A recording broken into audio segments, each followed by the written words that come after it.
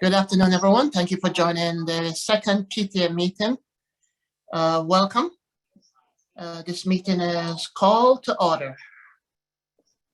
Okay, my name is Lincoln Favors, and I am, as you know, the president for the PTA.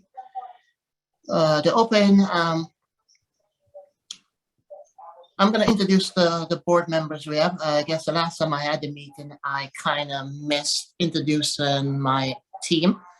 They've been pretty helpful. Without them, I would be completely lost. I mean, lost completely. So Mel is our, I have my stuff up here. Okay, give me a second, folks.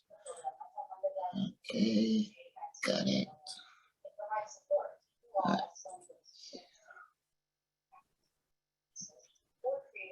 Okay, Mel is our senior parent. Judith is also a senior parent. Vida is our tech guy, recording secretary, and he does all the, the YouTube, the Zoom stuff.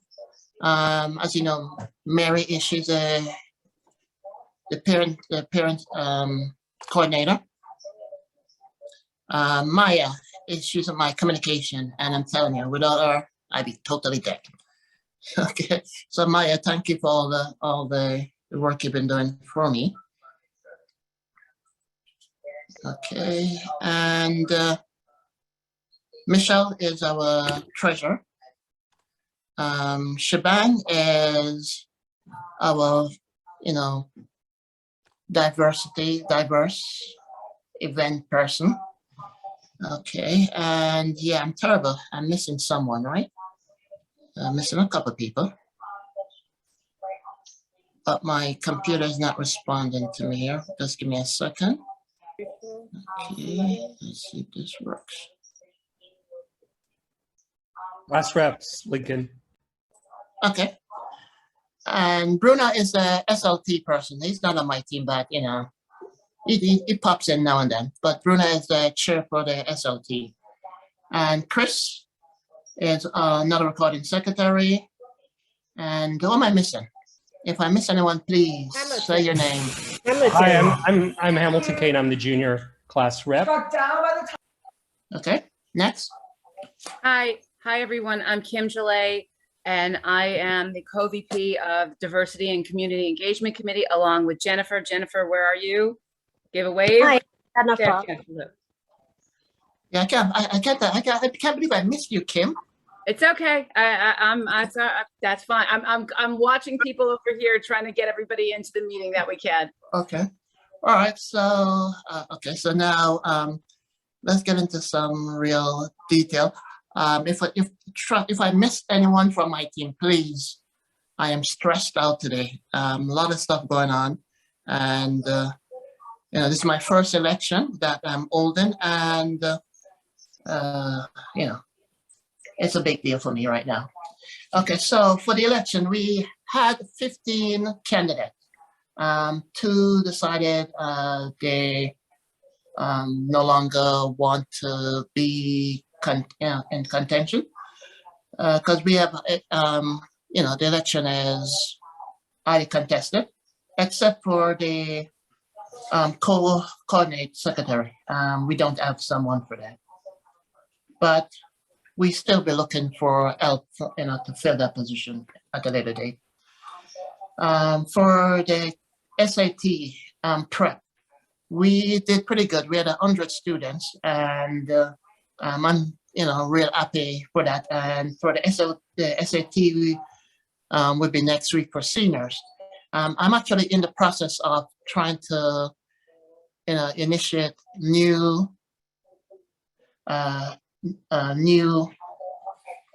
classes with Campton. It would be the PSAT, SAT, and ACT. We were told that we need to have an ACT, so I decided talk to them and see if we can get them on board for just the tech students only, as we did. And I'm hoping that this goes pretty well. And I'm trying to get the price down from $450 to, at least $100 off. See what they say. In that point. The safety meeting was canceled. It's rescheduled for tomorrow, so I don't have any new update on the safety meeting. Michelle, our treasurer, you want to do a quick information for the folks and what our budget look like?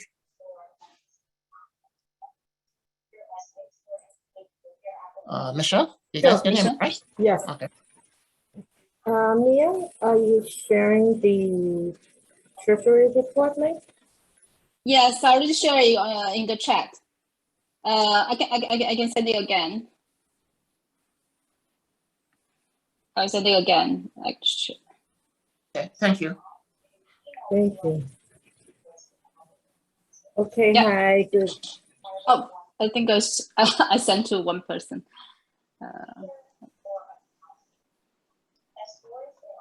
Yeah, you can begin, no problem. Okay, hi everyone. Yeah. You can now access the treasury report for the month of September in the chat.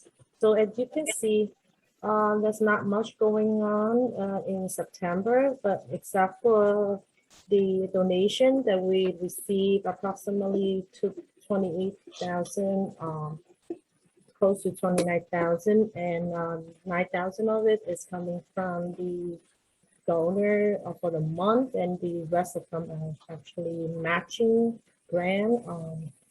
So that's pretty much. And then on the expenditure side, we have some minor, less than 100 or so expense for the month. So I'm Okay. happy to answer if anybody have any question. And Thank anybody you. have any objection to accepting the budget? And since no objection, I can consider that approved, and we can move on. Mary, your turn. Mary is our parents coordinator. She's been doing a pretty good job. She just started, in September, and she jumped right on board without missing a beat.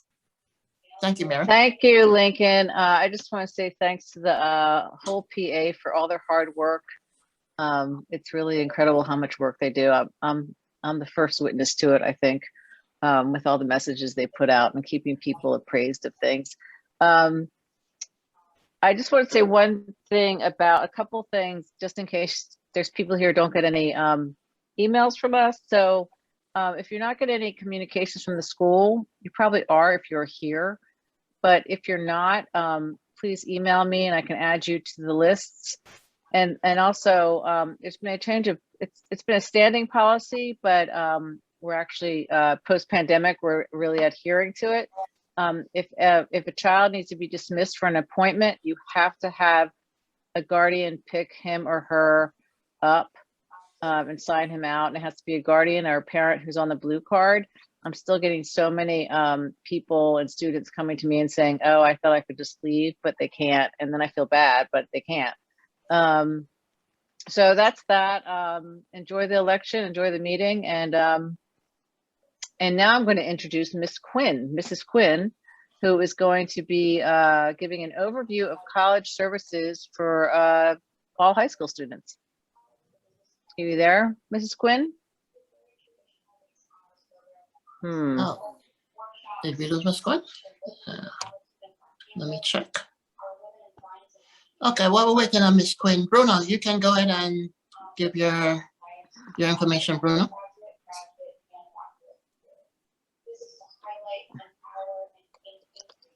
Okay. Hi, everyone. Can you hear me? Everyone hear me? Yes? Yes. Yes. Okay, good. My name is Bruno Gransard. I'm chair of the SLT, and we're having an election tonight for one open position. The SLT school leadership team is a team that brings together the school administration, principal, and other people, teachers, students, and parents in one forum to set what's called the comprehensive education plan, which is a plan, for priorities, educational priorities for the school 1 year out. And it's a forum where essentially our job is to Yes, Jonathan. agree on Yeah, those. Jonathan. Can you hear? Yeah, should I continue? Our jobs to set to figure out those priorities and to align them with the budget of the school, working very closely with Principal Newman. There's one position, it's a 2-year term. It's a very exciting group of people. Exciting may not be the right term, but it's clearly impactful, and I encourage people to run. So with that, I'm looking forward to working with we just have one open seat this year. Next year there'll be a lot more, as it's a 2-year term, and a number of people will be retiring next year. Thank you very much. Bruno, before you go, can you tell us what some of the upcoming dates are for the SLT meeting? Yes, thanks for the reminder. Those will be posted in a couple of days. They're in the minutes from the minutes will get posted at the end of the week. The dates are so it's always the last Tuesday of every month at 4:15, unless it's Thanksgiving or Christmas or whatnot. So the next date is October 26th at 4:15. The date after that is November 30th at 4:15, then December 21st at 4:15, and then January 25th at 4:15. Those will be posted by next week. We just need to approve the minutes of the September meeting. Again, I can give those dates again: October 26th, 4:15, November 30th, 4:15, December 21st, 4:15, and January 25th at 4:15. Thanks.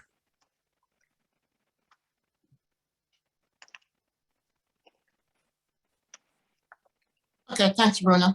Sorry for the background noise here. Typing. Okay. Next on the list, I'm trying to see if Miss Quinn is on. Kim, do you see Miss Quinn? Lincoln, there's a message on the chat that she might be in the Stony Brook meeting. Oh, okay. I forgot. Yeah, it's going on right now. Okay. So that means Miss Quinn might not be. So Lincoln, Yes. maybe we could take a couple of minutes and we could talk about fundraising and about diversity real quickly while we're. Sure. As I mentioned before, Jennifer and I are the co-VPs of the Diversity and Community Engagement Committee.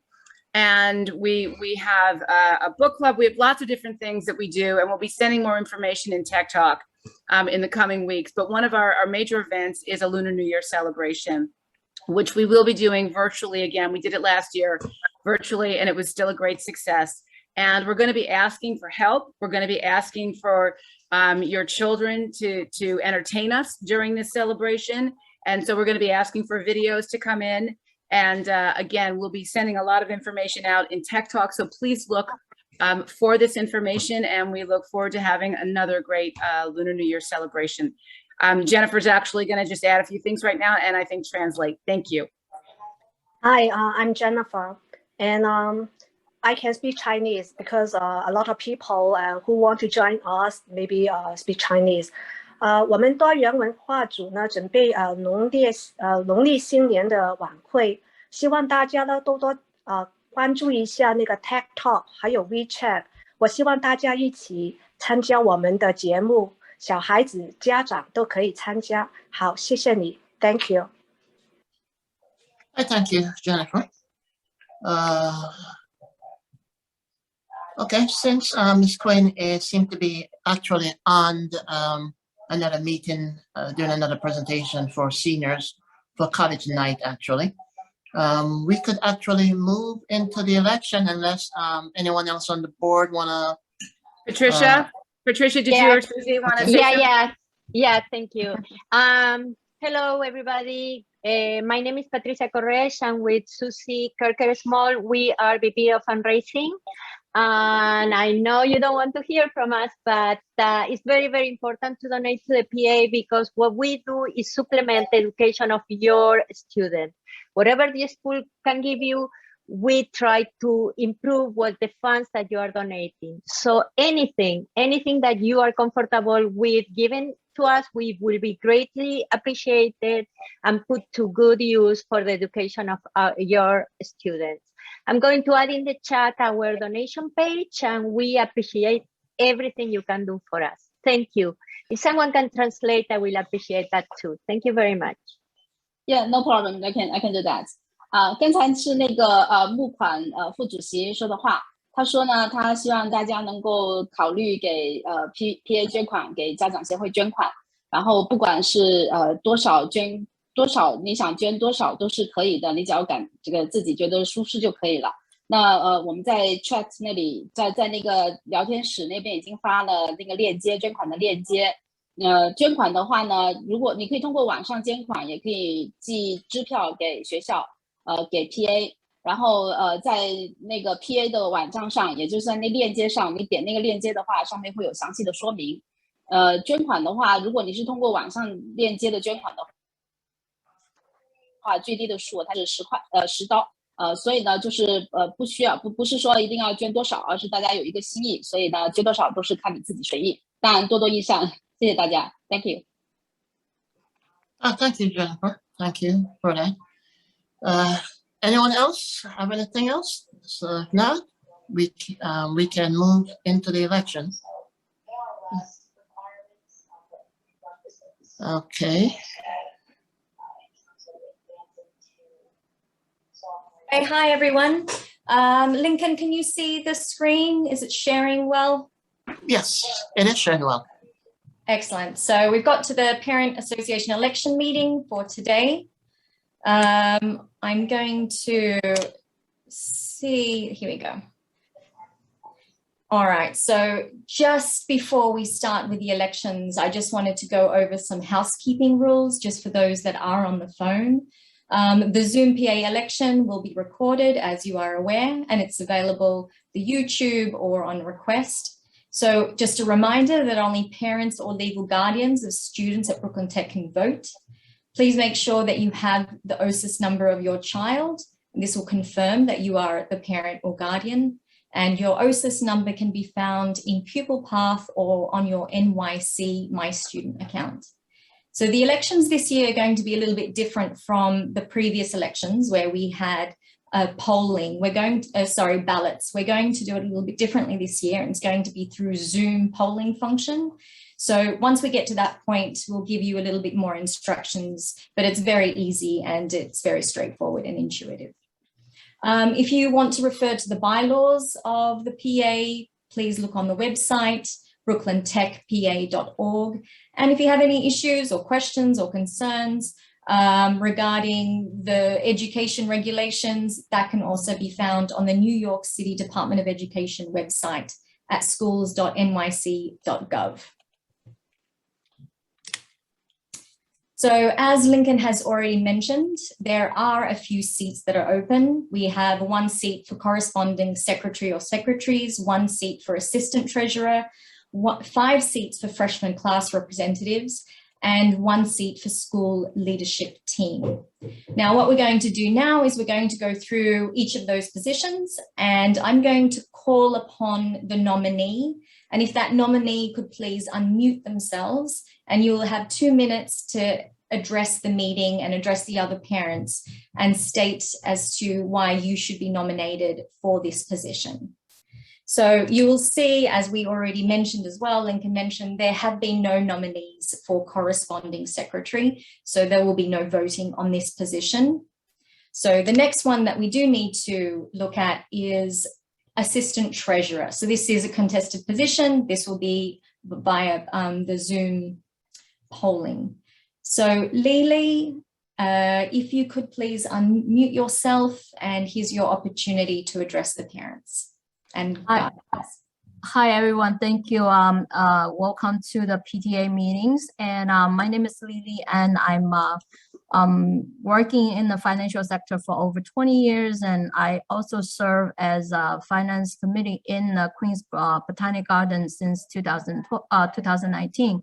So being as working in a financial segments, and I'm sure that I could use my specialties to help the schools managing the books and managing what we have in an account. I speak both Mandarin and Cantonese, so I could also be a translator if needed it. Thank you.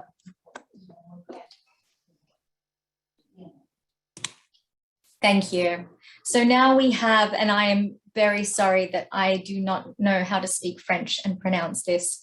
Louis, Yes. to unmute yourself and please address the. Yes, my name is Loïc Lamoureux, and I'm French, as you can hear probably.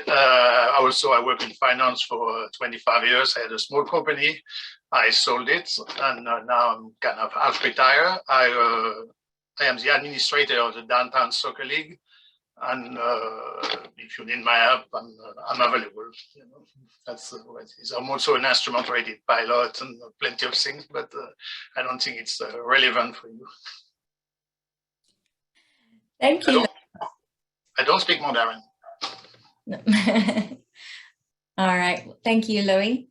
So when we get to the Zoom voting, so these two individuals will appear on the forms and you'll be asked to vote. Thank you, both of you. The next contested positions is for the freshman class representatives. We have quite a few, so we will be going through them in order. Again, apologies, I'm not very good at names. My name myself is Marzina, but it's pronounced Marzina, so I understand it is frustrating not having your name pronounced properly. Apologies in advance. But if I could please ask Kimmy to address the committee, or not the committee, sorry, the meeting.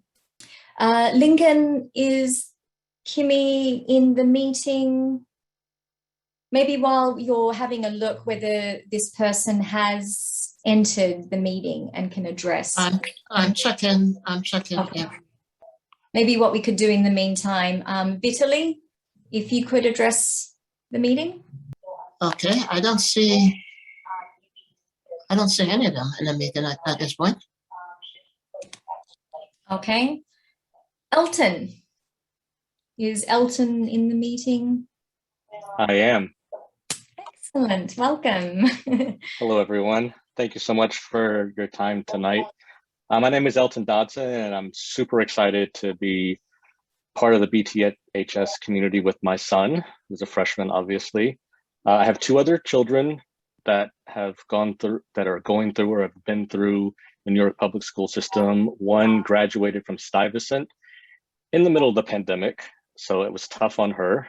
She missed graduation and prom and those milestones. And then I have a second grader at PS 295. So I've been in the New York public school system for, 13 years. I'm a lawyer, don't hold that against me. I'm also on the steering committee of a recently formed education nonprofit, the Mural Justice Project, works on inclusion and diversity in District 15 and the greater DOE environment. So that I'm plugged in that way. I'm really passionate about public education. I understand how important the PTA is in supporting our administrators, our teachers, and our students through programming and fundraising and the leadership that it provides. So thank you so much for your time and your consideration, and super excited to be part of this community. Thank you, Elton. So we'll turn now to the next slide. Felix. Felix is in the meeting. Hello, my name is Felix Lempert. I'm the proud parent of a incoming freshman. I myself, I guess now it's 30 years ago, graduated from Brooklyn Tech myself, probably 30 years and about 30 pounds ago. My oldest son is now a freshman at Penn State University, so through their engineering program. And having gone through that process, having gone to the school, I feel like I can provide a voice to any questions or concerns, help with fundraising. I serve on two boards currently in New York City, so I'm familiar with process, procedure, and I'm super excited to provide any help. So whether I'm lucky enough to join the freshman as a freshman representative, or in any other capacity, I'm certainly very excited, and I yield the rest of my time. Thank you, Felix. Samantha, would you like to address the meeting? Yes, hi. Thank you so much for having me. I'm so excited also to be a part of this community. This is my daughter is my oldest. I have 3 kids. And so I think I bring all of the energy and excitement of a new parent to this community. I am an attorney by trade. So I'm a detail-oriented person, but I also do have some experience with school administration. I'm a board member of the Hana-Senish Community Day School, which is a small private school in Carroll Gardens, where I chair the Advancement Committee and also the Diversity, Equity, Inclusion, and Belonging Committee. So I do have some experience with those issues and just helping schools in those areas.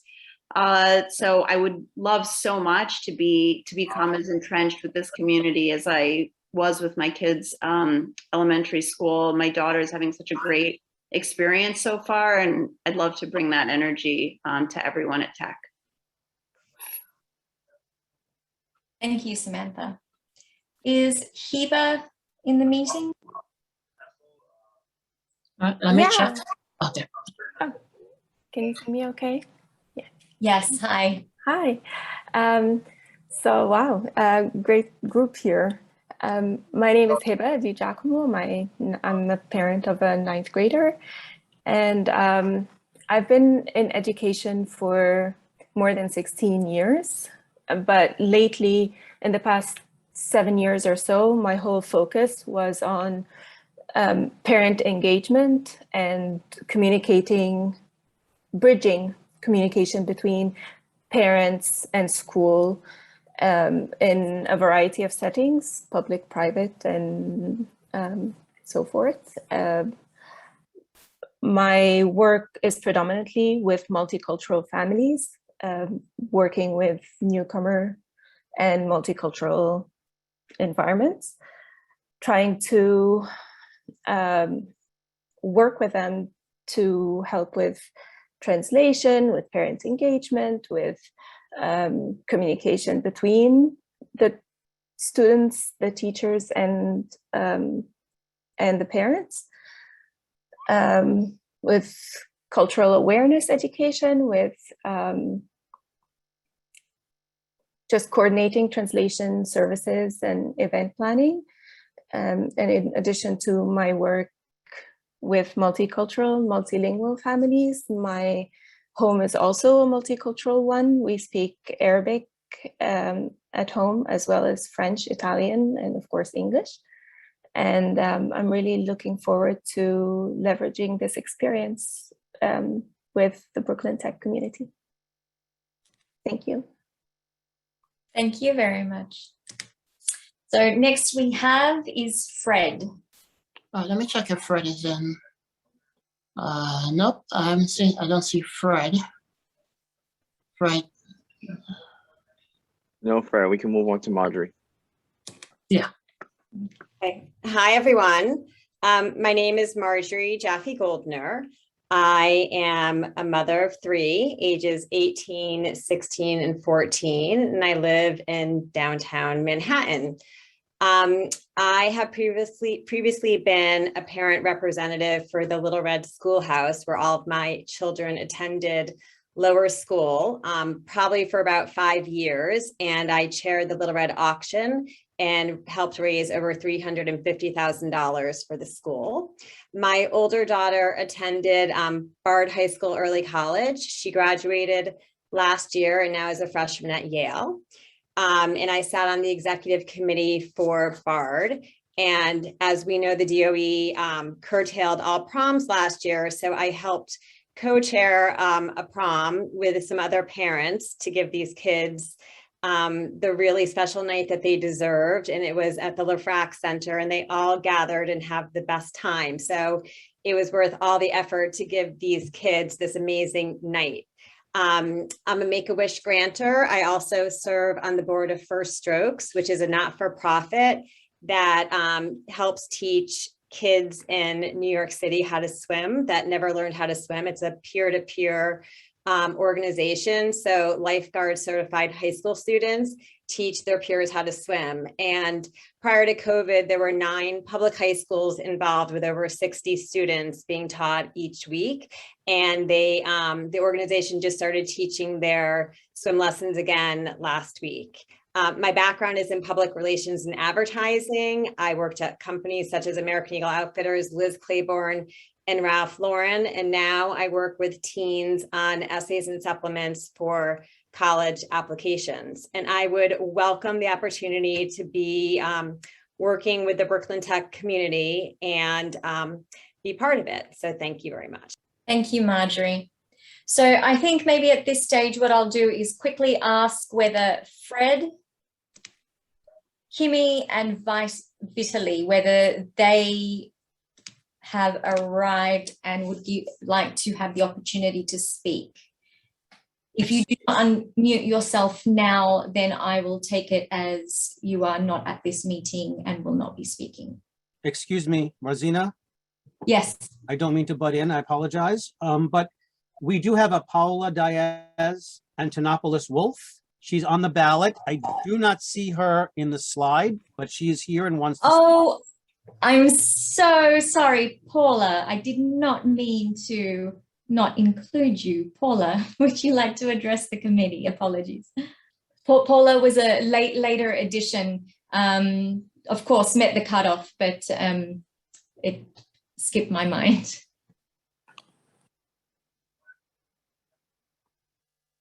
I know she's here. I see her. Yeah, I just asked her to unmute her. I just asked her to unmute her mic. Paula, can you unmute your microphone?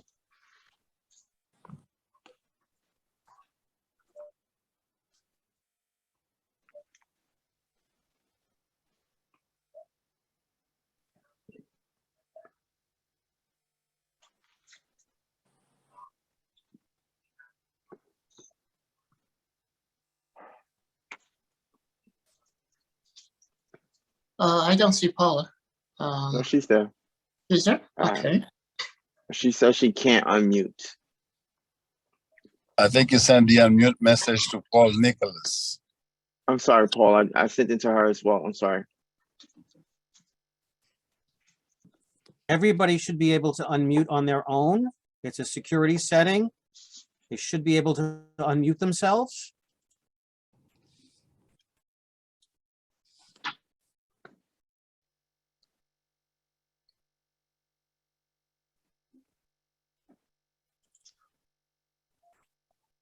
Paula, if you're trying to unmute and can't, please put it in the chat.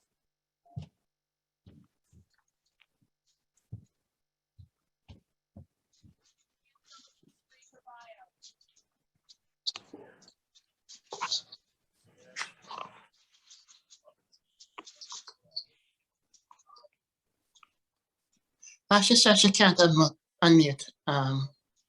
Brito. That is not a... Yeah, maybe on her end. There. Paula, would you like me to read your bio? Maybe if you can't actually speak, I'm happy to read the bio that's on the screen on your behalf. Maybe make Paula co-host. Okay, you can try that, sure.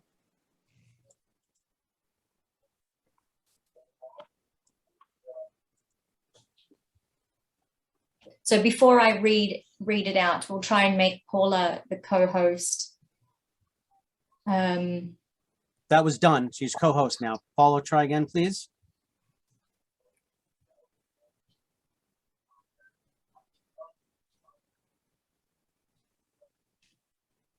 Okay, I don't think this is from our end if she can't unmute.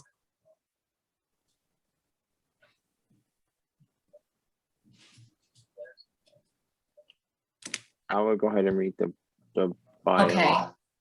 Thank you. All right. So I'm really sorry, Paula, this didn't work out. But on Paula's behalf, she writes, I'm very excited to submit my Sorry, was that Paula? No, that was someone else. I'm very excited to submit my application for freshman representative at Brooklyn Tech. As a trustworthy, mature, honest, and patient individual, I'm able to maintain good communication between parents while being a valuable resource to the learning community. For this reason, I am confident that I will be able to provide the following to the freshman community: facilitate social interaction among families in the school community, be a liaison with parents in the class by keeping them informed of activities and events, support parents and encourage parents to volunteer when needed, either for activities and events when requested, passing ideas or requests from the parents to the teachers and principal if needed, participate in management level committees and ensure parents and students are involved in every crucial decision. Finally, I am thrilled at the prospect of joining such an impressive group of parents, voicing for our freshman group at Brooklyn Technical High School. Hello, I'm here now. You just rejoined. I'm able. Hey, yes, hi. thank you. Thank you so much. I really appreciate this, and thank you for reading.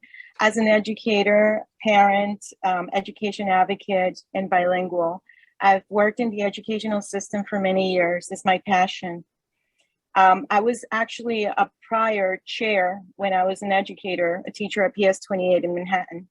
So I know how things work within the school system and how we can improve it. As an educational consultant and advisor, I feel that being in this position will work for anything and everything possible to advocate for all the freshmen in Brooklyn Tech. As a parent of a freshman, I see all of the struggles and all of the needs that the freshmen can be presenting, having a new school year and having difficulties and struggles and challenges, but also the motivation and the interest in being a successful individual in our society and improving their skills. As a representative, I know that I'm able to help the community and improve any difficulties and being persistent. And with consistency and the support of all of our representatives and all of our members and parents, I'm more than happy to represent and support any educational need that is needed for our students. Thank you, and our children. Thank you so much, everyone. Thank you, Paula. I'm so glad it finally worked out. Marzina? Yes. Would you please read the bios for the other individuals that are not present? Yes. So Kimi Zhao states this: I wish to speak out for freshmen and direct freshmen to the right track of being independent. Vitali Tokar states that he's a licensed pharmacist since 1989, father of 5, grandfather of 12. His skills are with organization and management, especially to teach and listen. Our children is our future. We need to make sure our future is bright. Our children, I believe, will make us proud. It will be my honor to serve and to be part of the Parents Committee. God bless our school, our children, and God bless America. And then one more individual was Fred, I believe, and he writes as follows: my dad went to Brooklyn Tech and the whole family was excited when my son was accepted. My intention is to help keep Brooklyn Tech strong for the next generation. I served many years in my building's co-op board, so I know how these volunteer positions go. It's a lot of work, but the payoff is in connection to community. Marzina, thank you so much. I'm sorry, we seem to have an individual that's stating that they sent an application in, but it is not on the list. Could you check if Gloria Lung met the deadline?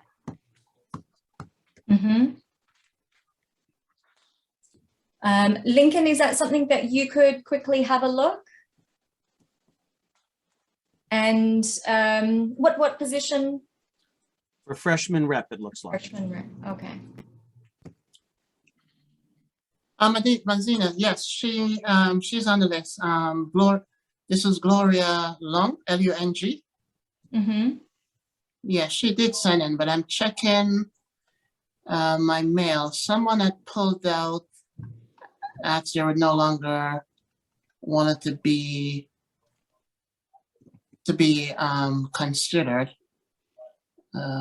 Give me a second. I'll let you know. Checking as I go along right now. Yeah, so does okay. Okay. All right.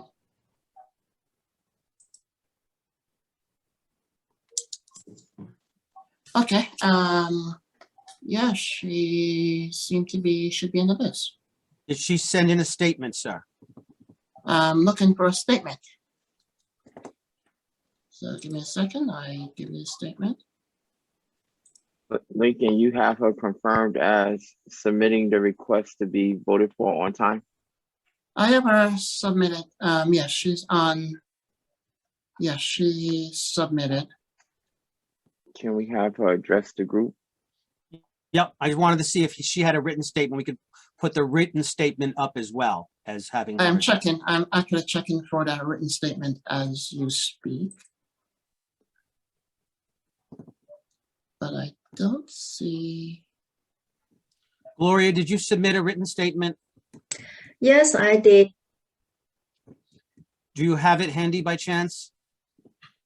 Or I can read it out. You may do that if you wish. Is that okay with everybody? Yeah, that's fine, Vita.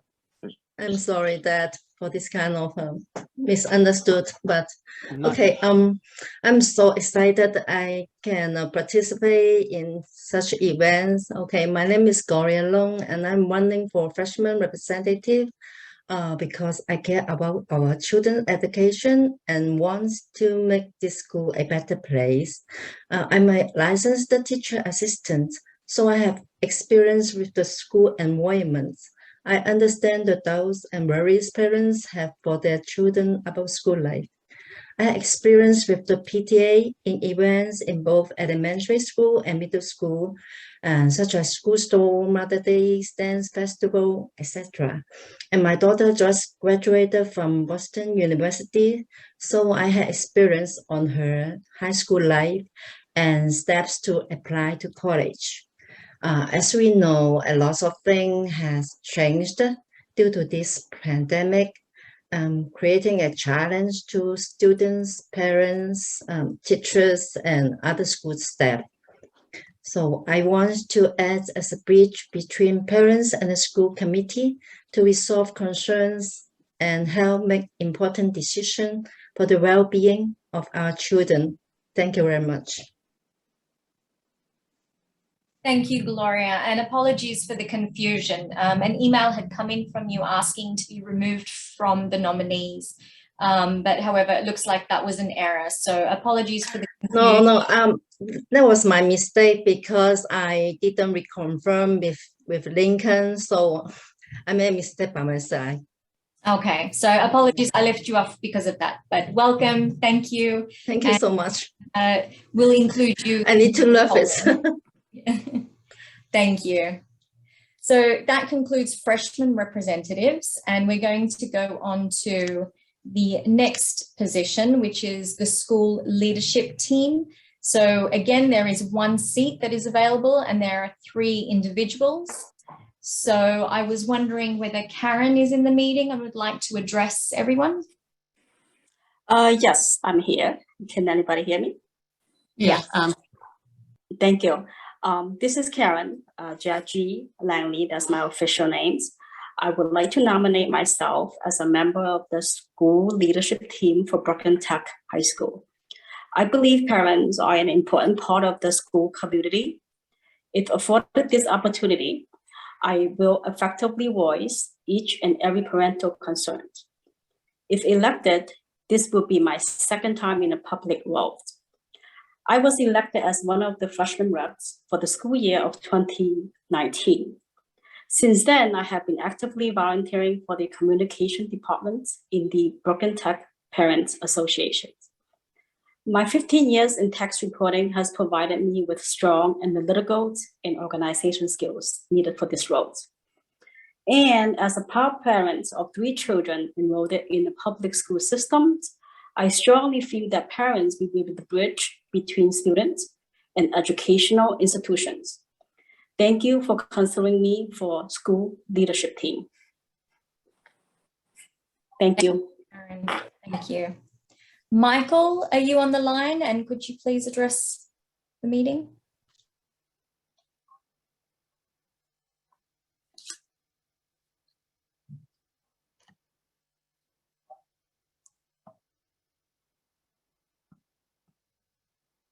Marzina, could you give me the last name for Michael?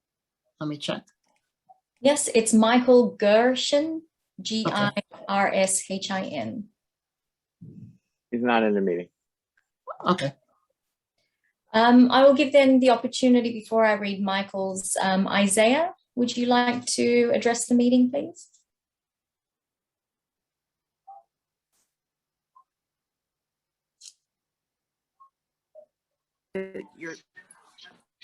She said Isaiah. Oh, no, it's Mitch.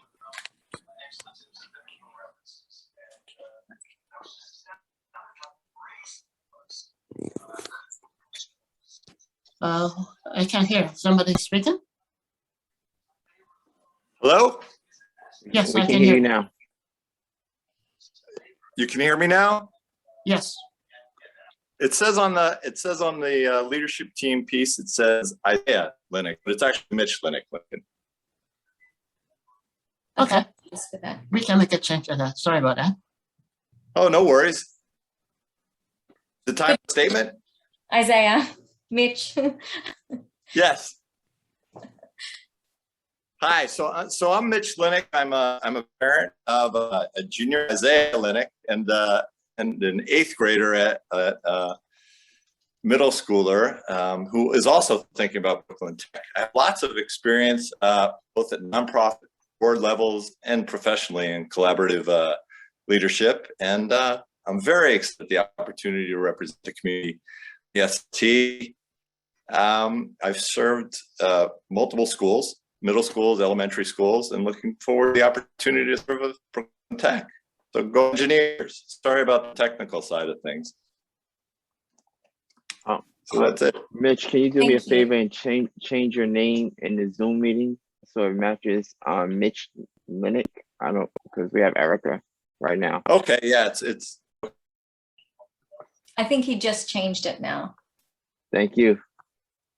Yeah, so sorry for interrupt, but there's another parent said on in the chat said it's Gloria Wolf said Gloria also submit the application but didn't see the name on the list. It's Paula, and so she just Paula, yeah, DM'd me, so I don't know if she's allowed to run for 2 positions simultaneously. So we just started this list, so let's see if she's on the back end. If I don't know if you can be on both either, we can check into that, but let's finish this one first, and then we could while they check into that. So given that Michael has not arrived, I will read his bio to you all, especially those on the phone. So Michael states as follows: I have been in different leadership positions for the past 15 years. Currently, I am Chief of Anesthesia in Metropolitan Hospital Center, in charge of 22 FTEs and 16 residents. Also have a leadership position in non-profit organization. Always have been committed to teaching and education.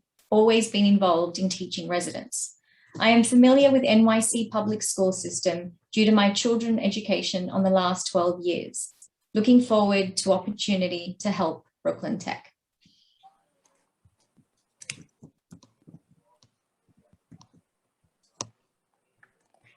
And I only had the 3 nominees on the slideshow. as only these 3 individuals had expressly nominated themselves, but in the meantime, Lincoln will check whether, and Yes. sorry, I mentioned the name was Paula, the one that recently just spoke for the freshman's position. Okay, there's nothing in the bylaw that says someone can't run for 2 positions. That's correct, Lincoln. You can run for an SLT position as well as Yeah. the PTA position. Yes. No worries. But did she submit on time for the SLT position? Do you have it in the emails? Okay, I'm checking. Paula, right? Yes. What's the last name? Do you have a last name for Paula? Diaz Antonopoulos Wolf. Okay. It's on the screen now, if that helps. Oh, okay.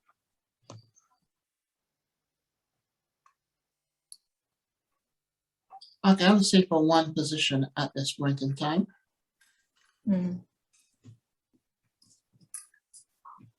But if she's running for the SLT, and I don't see any issue why we can't do it. Can't do it. If she doesn't have it listed, it's just because we'd have to take floor nominations from Okay, everybody. all right, then it can't work. Thanks for clarifying that, Peter. What?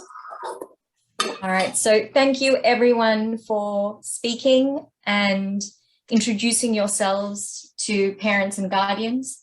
So we're now at the position that we are going to be voting now. So a Zoom polling is being created for each of the positions below. Please note though that for corresponding secretary or secretaries, there were no nominees, so we won't be voting on that one. So we're going to do them in a little bit different order. We're going to first vote on assistant treasurer, then we'll vote on school leadership team, and then we'll vote for freshman class representative. The way that the Zoom polling works is where there are a lot of nominees and only a few seats, we do need to vote per seat. So there will be 5 Zoom pollings for that, and you will choose 1 person for each seat. Please. So I hand over the floor to Vito, and you should all shortly be seeing something pop up on your screen. And as you click and select, and in the background will be running the poll and the calculations. Before we proceed, can I translate? Yes, please, ma'am. Yes, thank you. Yeah. Can you stop Okay. sharing your screen? Yes, I'll stop sharing. Yeah, so Vito, I just want to confirm, as we said, we mentioned in the board meeting, that will be the step-by-step, right? Yes, ma'am. Okay. So yeah, I was speaking in Mandarin for parents. So 这样的，接下来我们就会进行选举了。然后这个选举的话呢，就是我们有几个职位进行选举。刚才每一个候选人都已经念了他们的名字了。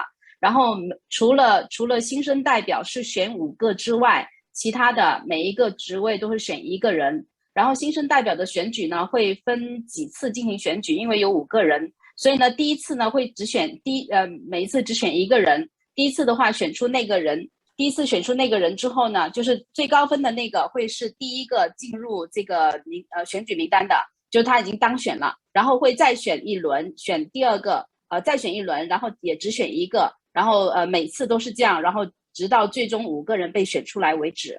所以呢在新生代表方面会连续选5次，每次只选1个人。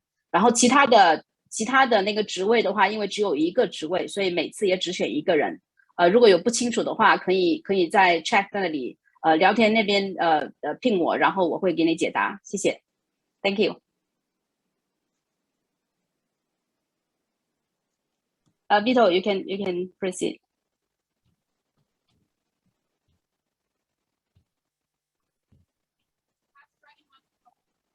Hi, Vito.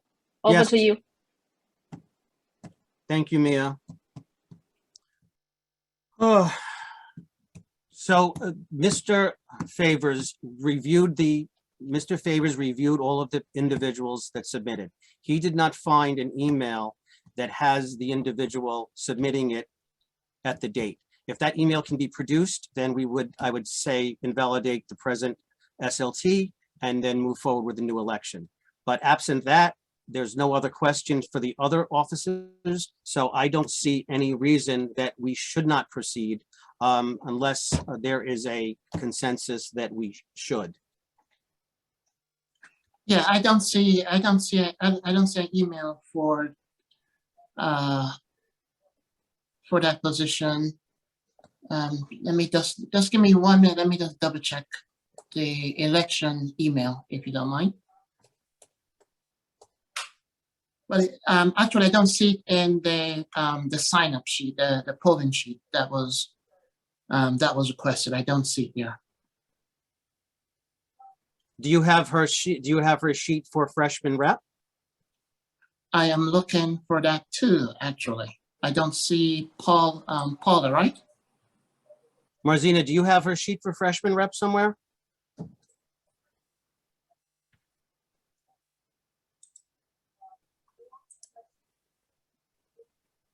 Unmute Marzina. Yeah, I just realized after I said all that. So I did see an email from her. I think it came in at like 3:43 or something like that in the afternoon, but it was only for the freshman rep position. I didn't as well. I did not see anything after that. Right. So yeah, neither do I. So I'm actually in the election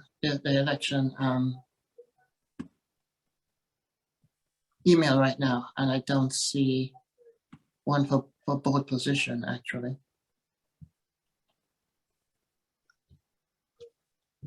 So we can proceed with just that one.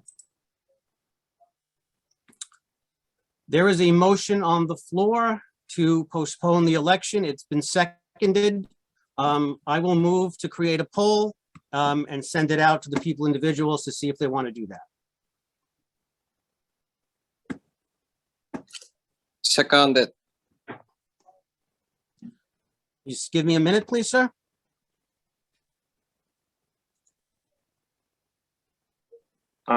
While Vito, while you're doing that, is the motion was made because they said they didn't receive information on how to be nominated, which is not the case. It went out in multiple tech talks. It was mentioned in the September meeting, as well as several times this week as we move towards this particular meeting here.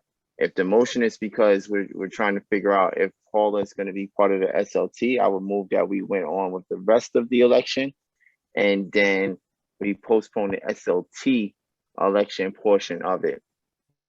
The second portion of that notion was because people said they never received the bios from everyone that was running, which has been done in the past, but per the bylaws, I do not believe that's a requirement. We don't have to do that by the bylaw. Since that's not a requirement, that nullifies that notion. So if the notion is simply because of the SLT vote, I'm okay with that, but I don't think any parent here that has already presented themselves would like to go through this entire process again, because of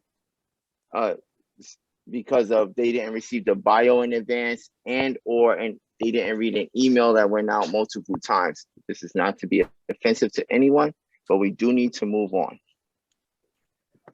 So my notion raising to the group is if it's about the SLT, we postpone the SLT portion of the election.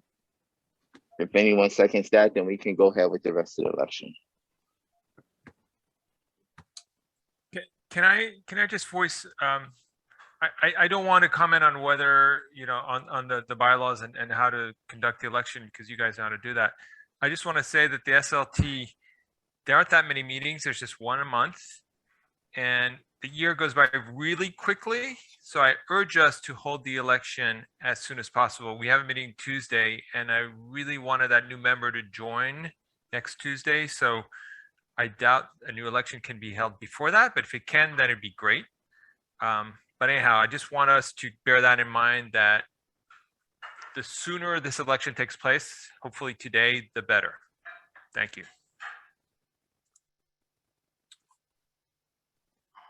I would rather that this election didn't get overturned on a technicality.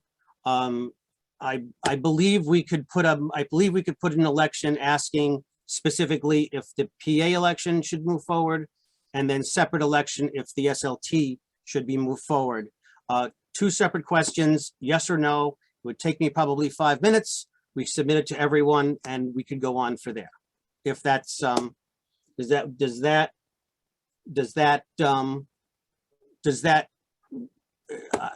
someone have an objection to that? Yeah, I do object to it because I don't see issue with the PA election getting delayed. So it's not about that necessarily. It's about a motion on the floor that was seconded. So it's technically, that's it. So I mean, Lincoln, yes, you will be the final, you are the final decider if you want to do this. Yes, no worries. Yes, we're gonna go ahead with a PA election. We can submit, we do the SLT election. So we can do a poll on the SLT election? Yes. Okay, so give me a minute to do that.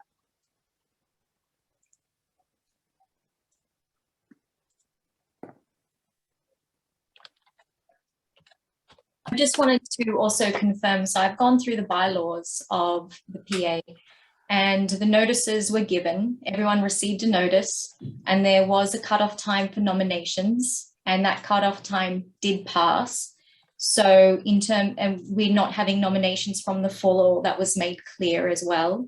And then in terms of voting and ballots, there is no need to put people's bios out. That is the opportunity of this meeting for people to address the meeting and state, introduce themselves and to give information about why they are to be elected for that position. I have a question. If we're going to acknowledge that motion to make a poll to postpone the election, can the person that made that motion please speak and share their intentions? And maybe the source of it. So where in the bylaws does it say that you have the right to make the statement that you are?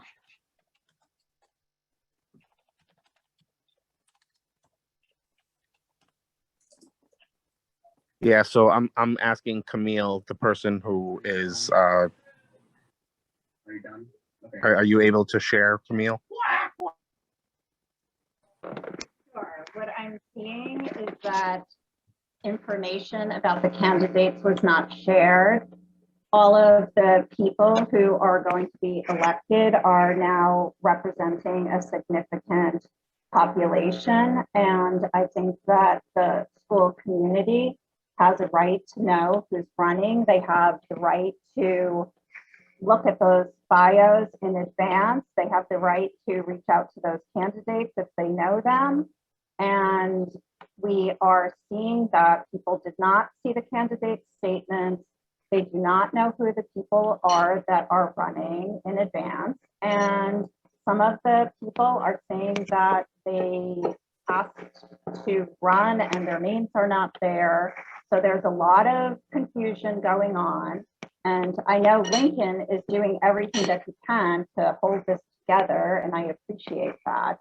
But I think given the weight of what these elections mean, it is important to just allow this greater transparency. What would satisfy that greater transparency? Because we've never sent out bios for freshman representatives in the past. It's not a requirement. So what would satisfy that? This is my second year here, and there were bios sent out last year during the pandemic. So, I don't know how it was done before I got here, but I think it's very important. We have 166 or so parents on this call, and there's 6,000 students in this school. That is not representative, and I think that you're really missing the opportunity to involve other parents. Well, the fact that it was done in the past is not relevant if it's not in the requirement in the bylaws. I'm just talking about transparency and community involvement. If you don't believe in that, that's fine. It doesn't have anything to do with the bylaws, but what I'm seeing is that people are saying that they nominated, self-nominated, and they were not put on the list. Nobody was given a list of the names in advance. You have candidate statements. Why are they not being shared? Because there's nothing in the bylaw said we have to send it out. So we did not send it out. I understand. But they're sharing at this point in time at the meeting. Hey guys, this is Marco Di Giacomo. Just to offer a slightly different perspective. First of all, thank you everybody, because it's certainly encouraging to have so many people care about this, and it's heartwarming. And I completely agree that, hey, this is a situation that one can learn from in the future, where how can we make the process better? I think the perspective that I wanted to offer from my side was this being my first year here as a parent. One, what matters to me is the fairness of the process, meaning the important thing is that consistently it wasn't shared for any candidate, or conversely, it was shared for every candidate. In this case, my understanding is it was not shared for any candidate. The second thing is, I think that the balance that we need to strike is the balance between the desire to include people by having the opportunity to have another election, with the desire to include people, allowing people who do work at night or in the evenings to participate to this event, who took time off just to be here and vote today. Because not everybody has the opportunity to do so at, if you want, there in any possible occasion. So the question to me is very simple, and it is, there are regulations, and these regulations are what we want to abide to. And that's the question on my side. What are the regulations for these things? And then let's follow the regulations. If anything goes violated, then definitely let's consider an alternative. But otherwise, there's a reason why some things are considered on the critical path and some things are not. Thank you. Great point. So in the regulations and the bylaws, we have to acknowledge things that are being brought from the floor. We do not have to move on those things. We do have to have a larger vote. That's what Vito is doing now. However, over my 4 years here at Brooklyn Tech, only once have we ever sent out any communication on who was running. 99.9% of the time, or I'll say 75% of the time, since last year was an anomaly, we sent out that information to people. That was the first and only time it has ever happened. It is not a requirement. What is a requirement is that everyone who has put in a nomination on time has the opportunity to speak. And that has happened in this particular meeting. Unfortunately, Paula may have submitted something for both positions in one email, or maybe it wasn't submitted at all.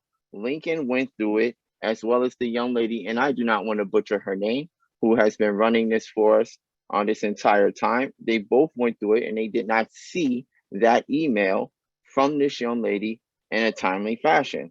So the question is, the question becomes, do we nullify everything and no one else will be able to put their name in the hat because that period to submit has already closed? Or do we go ahead and figure out an even playing field for the vote for the freshman representative, the treasury, as well as the other two positions? The other two positions, the position that's in question technically is the SLT position, because that started the entire conversation. So Lincoln, I have to turn it back over to you.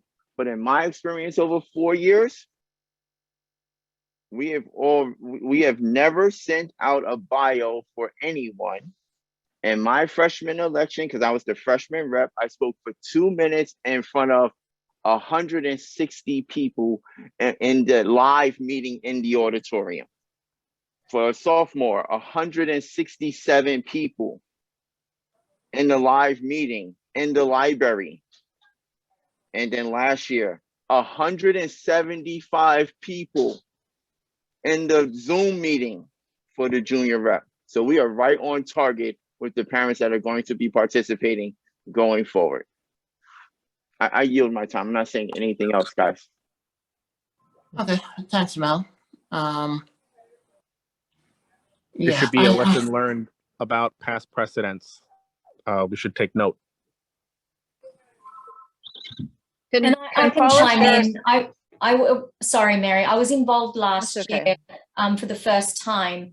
And as well, I was told that we do not send bios. However, because this was all novel to everyone involved, the decision was made, hey, why don't we just send bios out and make things a little bit different, a little bit easier for the parents? But I think we don't need to. We just did that as a matter of courtesy. Perhaps there's, if that is what is wanted going forward, then we could certainly look to, changing the bylaws and having a conversation on that level. However, there was no sharing of the bylaws and, the bios, not the bylaws. So I just wanted to give you my perspective as well, since I have been here for now two or three, two times, yeah. All right, if she said she wanted to share the screen of the email sent. Does Paula have something? Someone put in, can Paula's name just be put on the ballot for the SLT?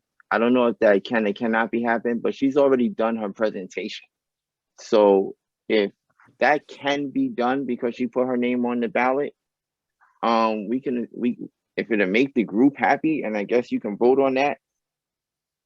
Will her one email suffice for both positions? I guess that's a better question. No. She has a screenshot of her second email, so why don't you just let her put up the screenshot of it? Yes, and we can please. look at it.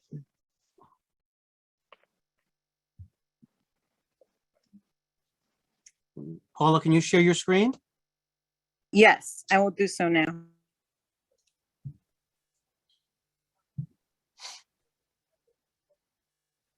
I'm not the host, so I cannot screen share. Hold on, I will be. I'll make you. Let me hold on 1 second.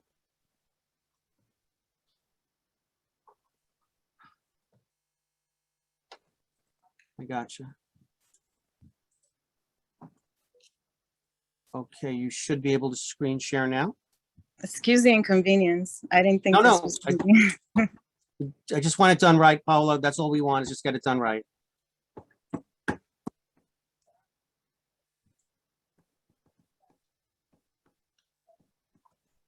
Paula, you should be able to screen share.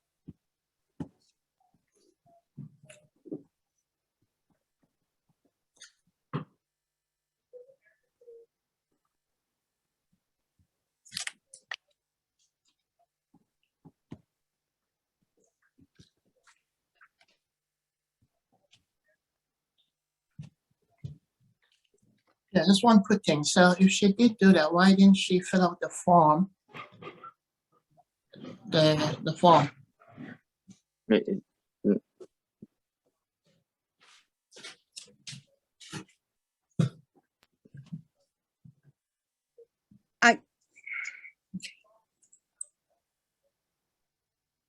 I mean, if she showed it, okay, so Vila, if she show that she did apply for both positions, would that be okay? So I believe if you have two separate emails, but the question is, did everybody have to fill in a form? Does she have a copy of the form? That's the other question. Everybody, I replied back to everybody asking them to fill out the form, even if they had sent me an email. So let's see if she has an email, and we'll take it from there. Let me check the president email. See if check in spam and deleted messages too. Yeah. Can we confirm whether or not if we are satisfied with the submission of the email in a timely manner, that we can make a new motion to not do the poll to cancel the election or postpone the election?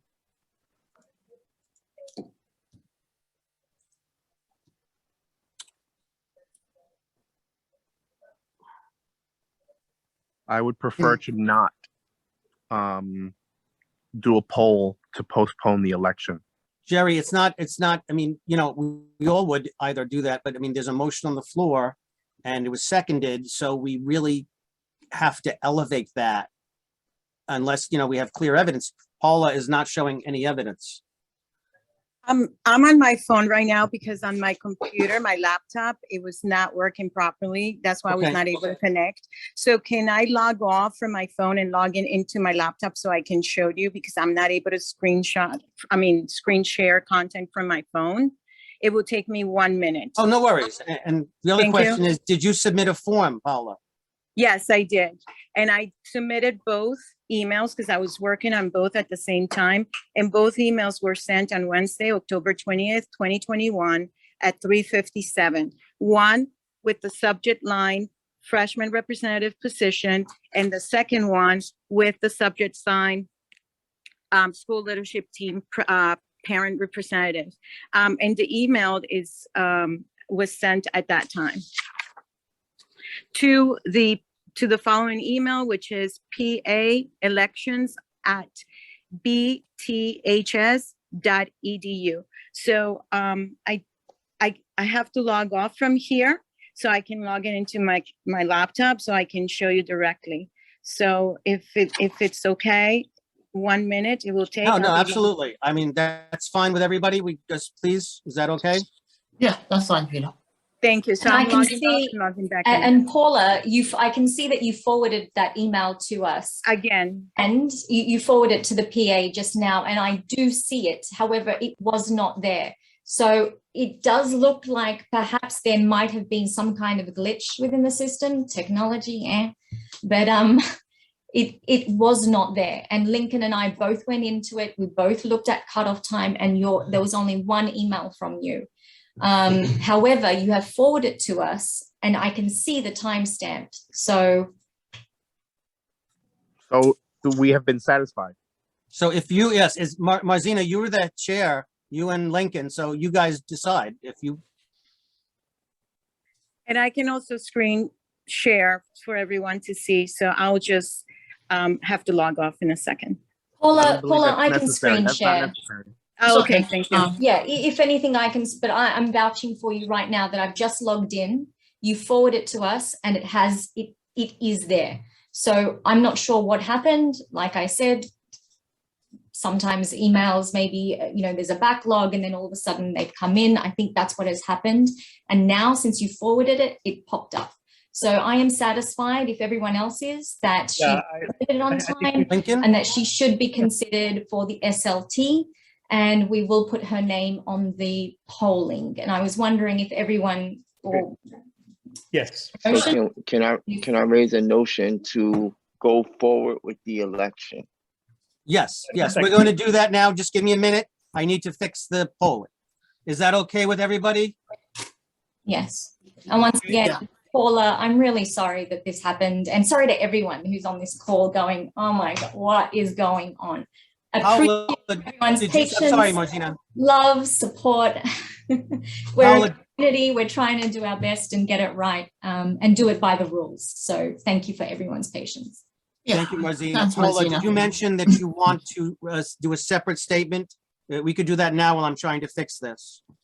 Yes, so what I wrote was that as a school leadership team member at Brooklyn Technical High School, again, as a trustworthy, mature, honest, and patient individual, I will support ongoing communication with the school principal, teachers, parents on specific concerns to advance policies and procedures that will enhance achievement and meet educational safety and parent involvement goals. I'm confident of being able to advocate for educational policies at Brooklyn Technical High School, making sure that resources support those policies. In addition, as mentioned before, providing ongoing communication and interaction among families in the school community, analyzing data and driving force to support the creation of programmatic instructional change in the areas of need, providing ongoing evaluation, review of schools about educational programs and their impact on students' advancement, along with participating in management level committees and ensuring parents and students that are involved in every crucial decision. And finally, again, I'm thrilled at the prospect of joining such an impressive group of leaders voicing for Brooklyn Technical High School community. Thank you. Thank you, Paula. Thank you. So at this point in time, Marzina, how many people do we have running for SLT? 3? 4? SLT, we have 1, 2, 3, 4. Okay. All right. Yeah. Okay. I'm going to ask Marzina's patience. I'm going to read out the names for assistant treasurer. Please confirm. For assistant treasurer, it's Lily and Loic Lamoureux. Is that correct? Close enough. Is there anyone else not on the, is there anybody else? Marzina? It's just 2. Just Thank you, Lily ma'am. and Louis. Mhm. For school leadership team, I have Paula Diaz and Topoulos Wolf and Antonopoulos Wolf, Michael Gershon, Karen Lee, Isaiah Linick. Is that correct? Mitch Linick. Mitch Linick. Mitch Linick for SLT. Would you like me to change it? Sure, Okay, then you'll Thank you just very give me much. a minute. but not if it's a problem. Let's just move forward. Okay. Yeah, so it Fair was enough. Karen, Michael, Mitch, not Isaiah. Isaiah is the child, and Paula. Okay, for freshman rep, we have Samantha Abe Sequeira, Paula Diaz Antonopoulos Wolf, Heba Di Giacomo, Elton Dodson, Gloria Lung, Marjorie Goldner, Felix Lempert, Fred Stesney, Vitali Tokar, and Kume Zhao. Yes. That's everyone as far as we know. And with Mitch's permission, we're going to leave it, or just got to give me a few minutes. Okay. Okay. Thanks, Vito. Okay, so Mitch, we're going to leave it. Sure, as long as it moves Okay, it forward. Thank you so much, Mitch. Mitch, it's fine. So we're going to launch this poll. This is for assistant treasurer, school leadership team representative, and the first parent representative, freshman representative. And then after we get one freshman representative, that person will be seated, and then the remaining persons will be on the second polling, and then we'll remove that person, and so on and so forth until we seat 5 individuals. Does everybody understand? Does anyone have any questions? Would we like to do a Chinese translation at this time? Yes，下面我们就要开始进行选举了。然后有几个候选人，等一下你们都会在那个选票上面看到。然后每一次选举的话就选一个人。然后那个新生代表呢，因为有5个代表，所以呢会选5次，每次的话只选1个。然后当选的人就是第一次选一个人，选中之后，那么当选的人下一次就不用再选了。然后就以此类推，最后选出总共5个人。Thank you. Thank you. Once we launch the poll, what I would like to ask everyone, there's an abstain function. If you could hit the abstain button so that we know how many people have voted and we can move on. Otherwise, we will give approximately 6 minutes. But that's 2 minutes per office. I'm now going to launch the poll.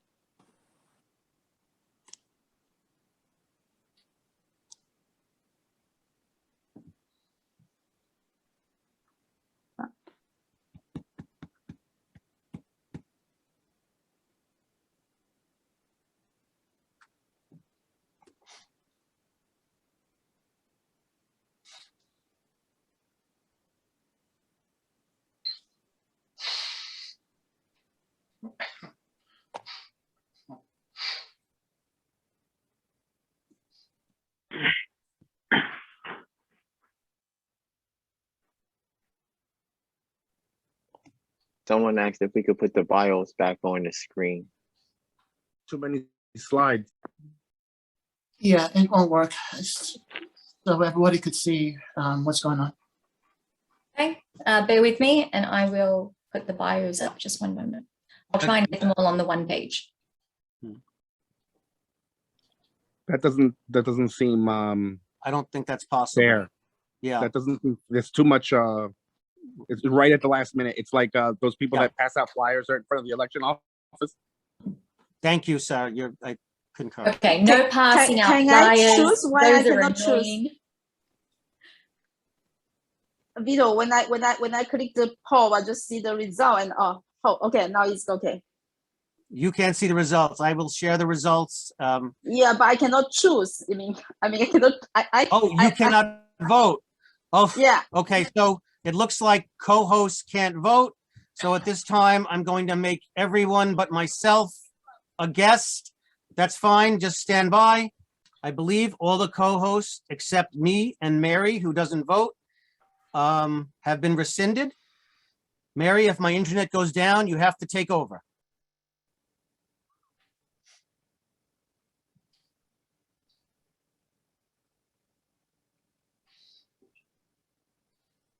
I still cannot vote. I only. The initial poll, I believe, is closed now. No, it's Oh, I see. I can't see the poll either. So this is Mitch. I wasn't able to vote.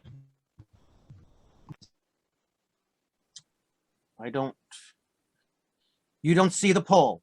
Is that correct? Vito, I see the poll, but I can't vote. I can't see the poll. So this is Mitch. Okay, so then what's going to happen is I'm going to have to stop and we'll have to redo it. Wait, are you saying you can't see the results or you can't see the option to vote? So some individuals can't are see the option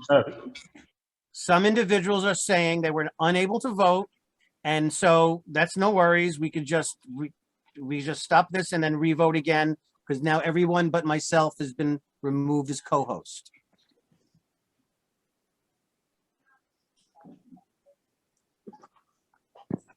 If I'm reading it right, only 120 people were able to see the poll.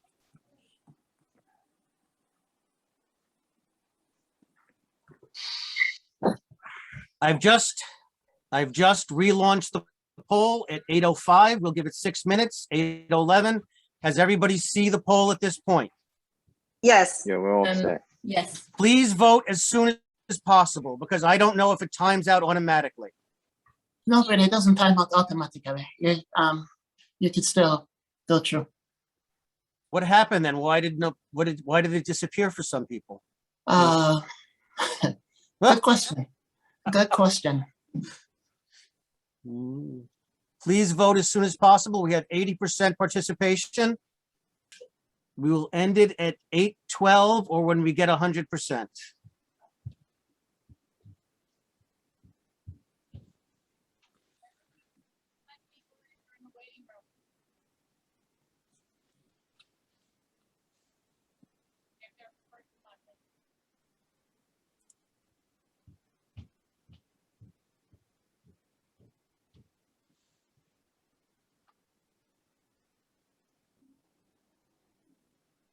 Vita, someone is complaining they can't see the poll.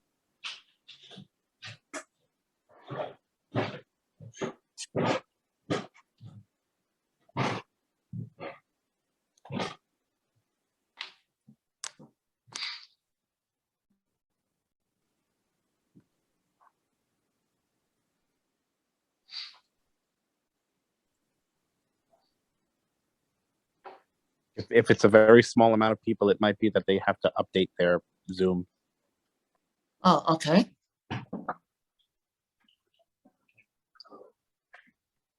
Mary, do you have any sense of how this is comparing to the first attempt?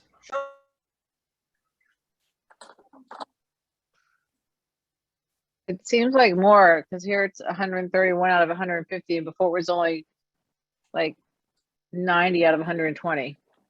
Okay, we're more successful this time. We have Yeah, so 87%. there's some people in the written room because they vote and then left. So please let them in.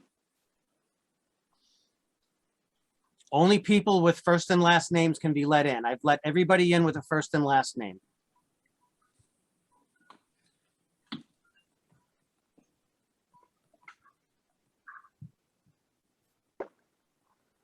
We have 88% participation. Please vote if you can. Someone suggested if you can't see the poll, click on polls on the bottom.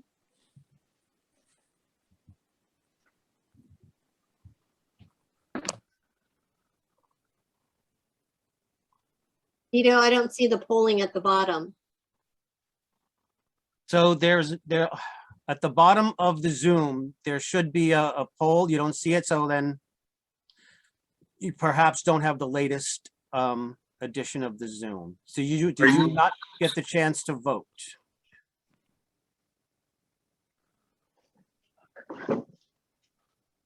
Also, the layout might be different if you're on a mobile device or a computer. Thank you, Jerry. Vito, I was able to vote this time, but I'm not able to see the poll. So I Maybe probably when you vote, it disappears. Yeah, got it. Thank you, sir. We have 92% participation. It's 8:10. We're going to close it in 2 minutes.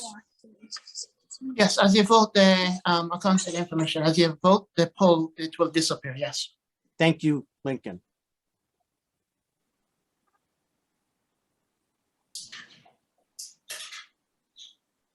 It's not even like the meeting hasn't been going to 6:30. Meeting hasn't been. I mean, they're still dealing with something that should have taken like half hour. This should have been done at 7 and then on to like, it's just election. It's like, it's not even like, it's just election for us. You're unmuted. Vito, please mute everybody. Yep, trying And to. what happened is like everybody was supposed to submit.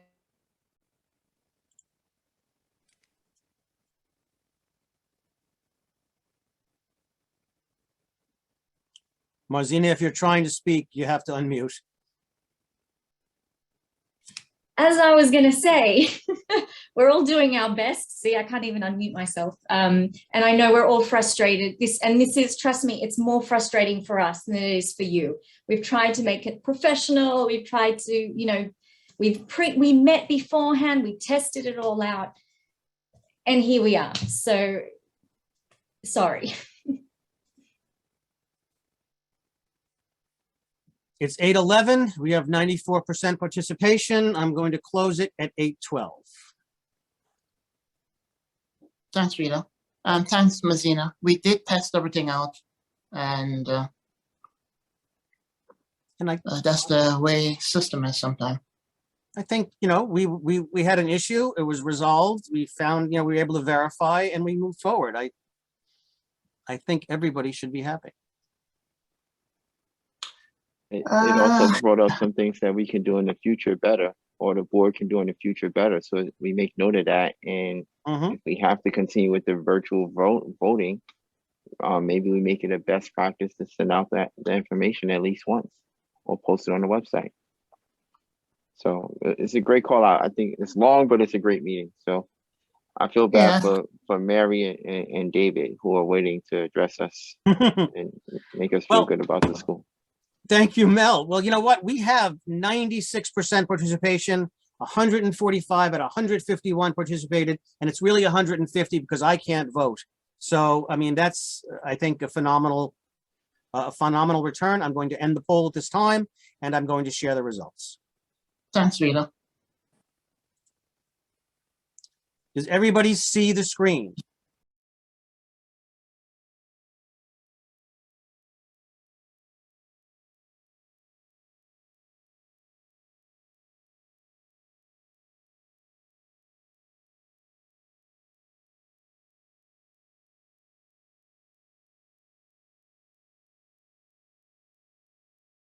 Yep, I can. So please write this down. The assistant treasurer with 72%, 105 of 145 votes is Lily.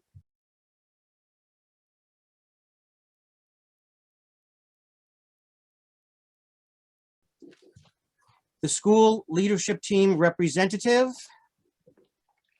with 59%, 86 of 145 votes, Karen Lee.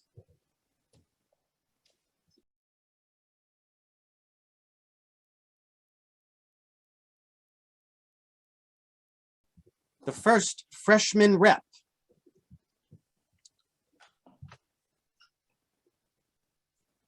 Oh, with 46% is Gloria Lung. Does everybody see that?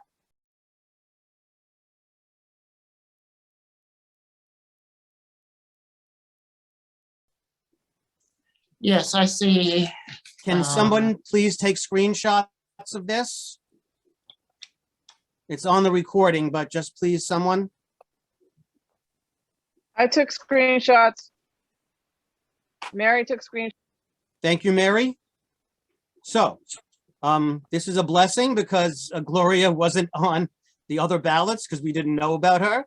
So I can stop sharing this. And I'm now going to move to the election for the second freshman rep seat.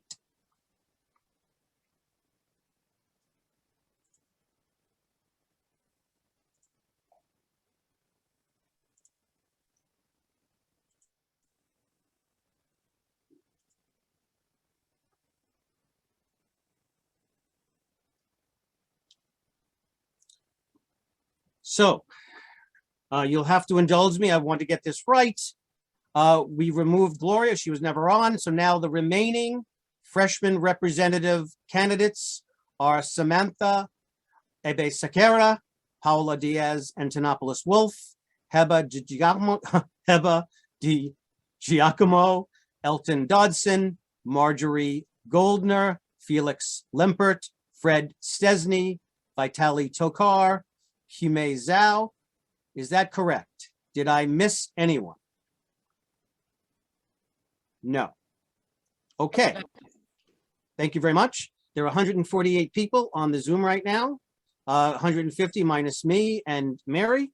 So we are going to launch. It is 8:15. At 8:17, when we're going to get 100% participation, we will terminate.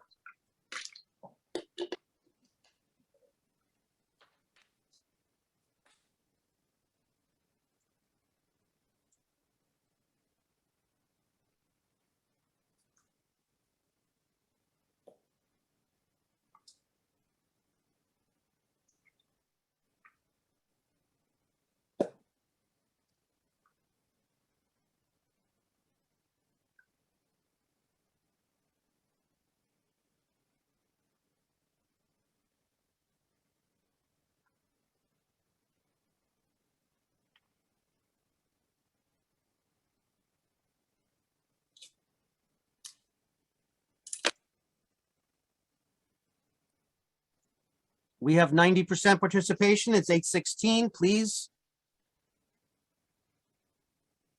If you don't wish to vote, I would greatly appreciate it if you hit abstain.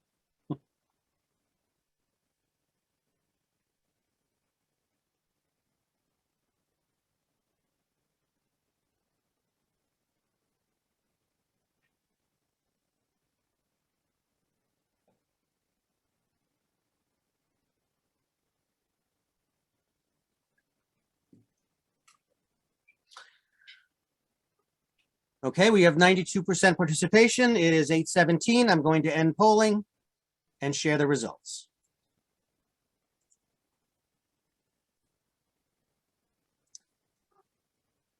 So the second freshman representative with 49% of the vote, Hime Zhao.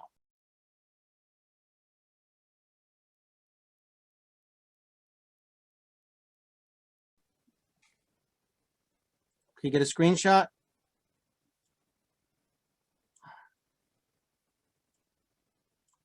Mary, you got it? I got it. Thank you. Okay.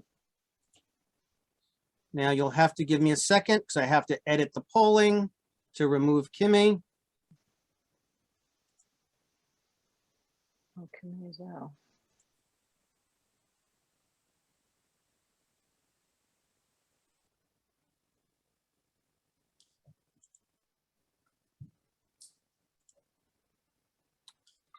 Okay, freshman representative 3. I also have to remove Gloria. She wasn't on there. Beautiful. Okay. Okay.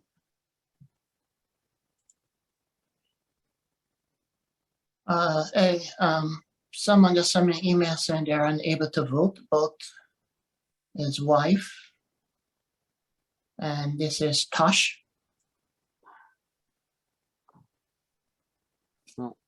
Are they in the room or are they in the waiting room?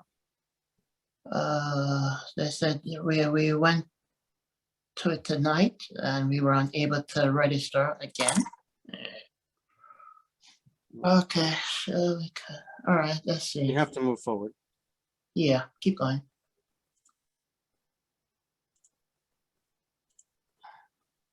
It timed out. So again, this is my question for Marzina. For the freshman representative, the 3rd seat, we have Samantha Abesequera, Paula Diaz Antonopoulos Wolf, Heba de Giacomo, Elton Dodson, Marjorie Goldner, Felix Lempert, Fred Stesney, Vitali Tokar. Is that correct? 1, 2, 3, 4, 5, 6, 7, 8. Thank you, Mel. Thank you, Marzina. I'm now going to launch the poll. It's 8:20. We'll give it till 8:22 or 100% participation.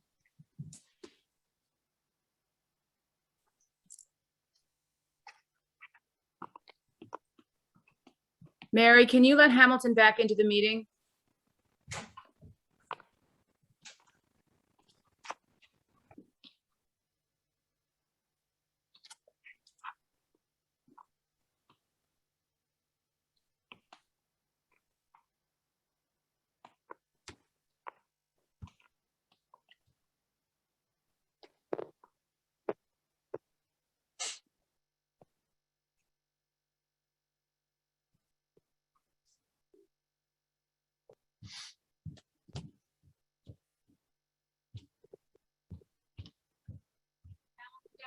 Yes.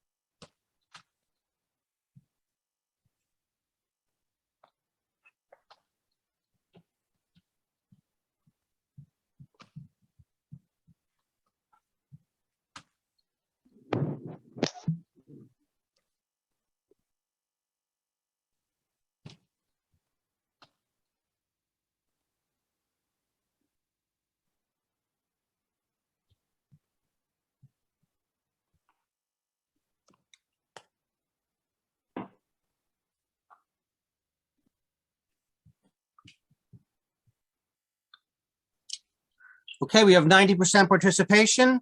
8:22, I'm going to close the poll.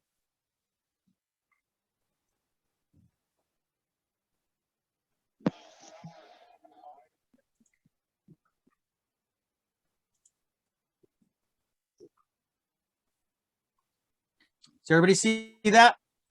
Yes. Freshman representative 3, with 38% of the vote, Samantha Abesekera.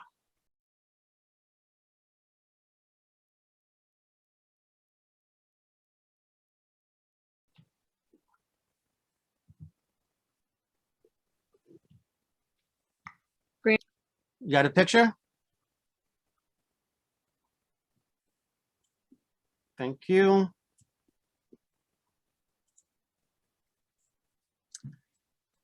Give me another moment.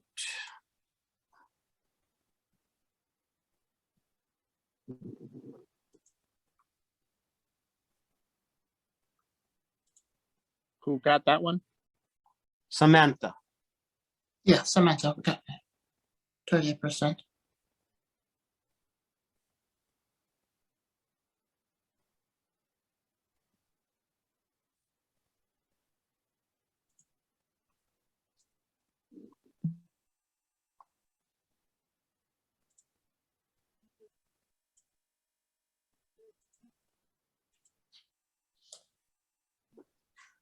For freshman rep 4, we have Paula Diaz, Antonopoulos Wolf, Heba Di Giacomo, Elton Dodson, Marjorie Goldner, Felix Lempert, Fred Stesny, and Vitali Tokar. Is that correct? I didn't omit anybody, and no one is there that shouldn't be. Is that correct? Yeah. Thank you very much. I'm now going to launch the poll. It's 8:24, 8:26, or 100% participation.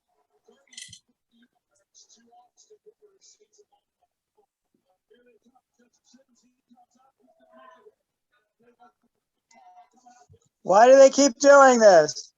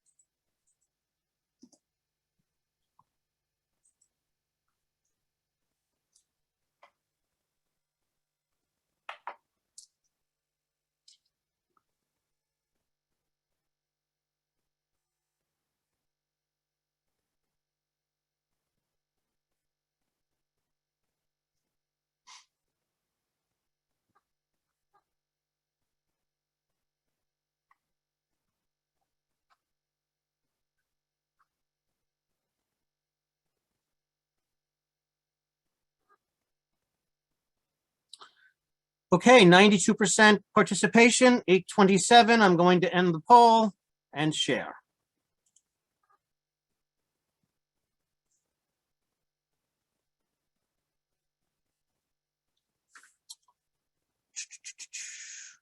Elton Dodson with 37 out of 135 votes.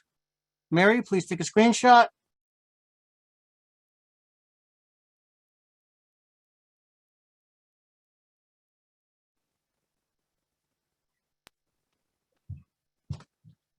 Wait, Vito. I see 227%. Elton and Felix. 27%, yeah. Elton and Felix. No, that's a statistical tie, but there's the actual vote is in there. It's 37 and 36. Does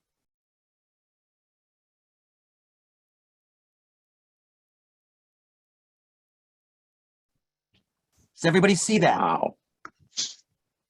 Wow. We don't see the numbers, Vito. We just see the stats. Does anybody see the numbers besides me? We only I see. see the numbers. I see Mary, the you numbers. see the 37 numbers? out of 135. 37 out of 135 for Elton. 36 out of 135 for Felix. Could you take a screenshot and share that before we proceed? I'm on mobile and it doesn't show that. But maybe That's fine. because It's I'm on just mobile. That's fine, guys. It's just the two co-hosts can see that. Mary, can you screenshot and share your screen with it? Or do you need me to do that? I can do it.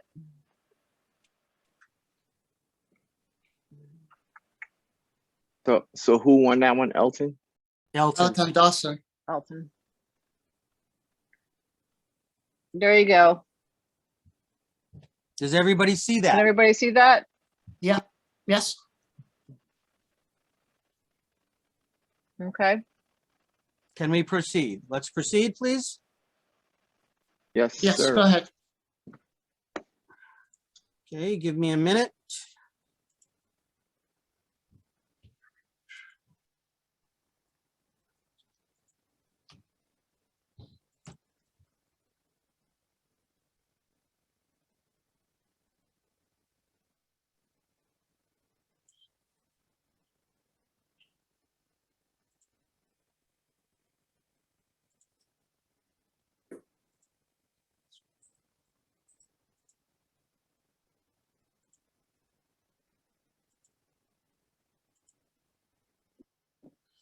Okay, before we do the last, I want to confirm the candidates for the 5th freshman representative seat are Paula Diaz Antonopoulos Wolf, Heba Di Giacomo, Marjorie Goldner, Felix Lempert, Fred Stesney, and Vitali Toker. Everyone is removed that should have been removed, and there is nobody missing. Is that correct? That is correct. Thank you. I'm now going to launch the poll. It's 8:30. We'll give it 2 minutes or 100% participation.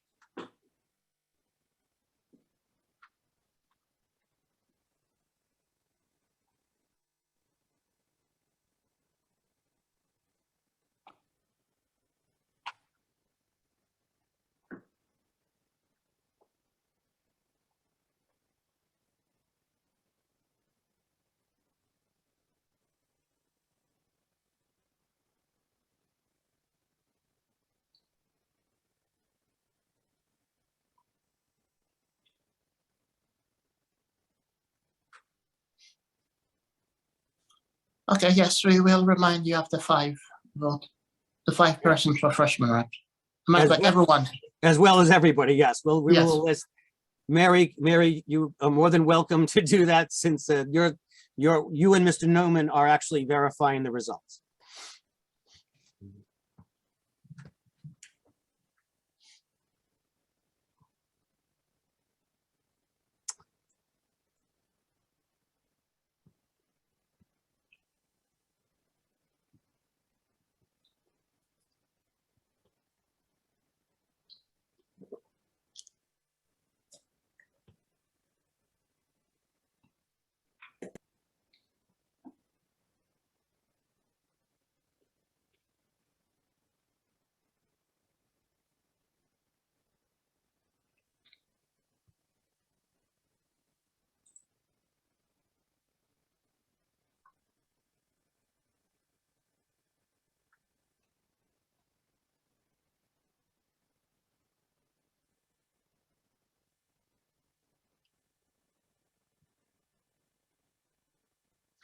Okay, we have 91% participation. It's 8:32. I'm now going to end the poll and share the results.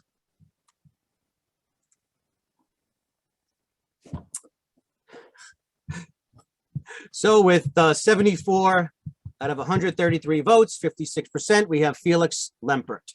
Please, Mary, take a screenshot.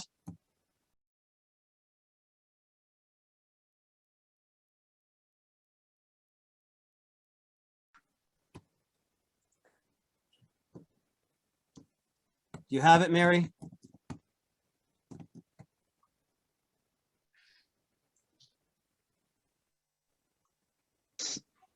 So while we're getting a screenshot for this, I thank you everybody who ran, but please don't stop your participation. We need the help on the board. Sometimes things don't go right, they don't go smoothly, but your input and your volunteering, your stewardship is gonna help us to keep our school great. So please don't disappear if you did not win. Come on back. We'll find something for you to do. Trust me, it's a lot to do. 6,000 plus students. Yeah, and we still have the correspondent secretary position unfilled. So if anyone want to take that up, I'd be happy to have you on board. So if anybody's interested, you can express interest to Lincoln, and we will open up we would open up that position. We'd make an announcement. We'd give people 10 days, and they could, again, we'll ask everyone if they're interested in it. And if only one person is interested, then we would move forward with a voice vote. If there's more than one, if it's contested, we would have an election, hopefully a little bit smoother than this. But Mary, would you like to please go over exactly who won officially? Can you unmute and do that? Yeah, just give me a second. I'm going through my screenshots. Okay.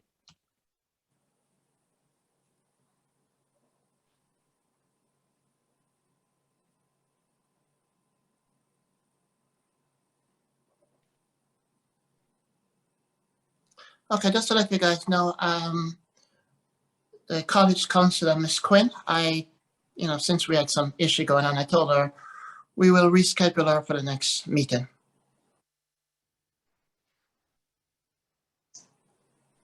All right, hold on. So Marco, to answer your question, the one position that wasn't filled was secretary or corresponding co-secretary. Corresponding secretary or co-corresponding secretary. Yeah, that's correct. And also, I just wanted to mention one thing, Mary, while you're looking at the results.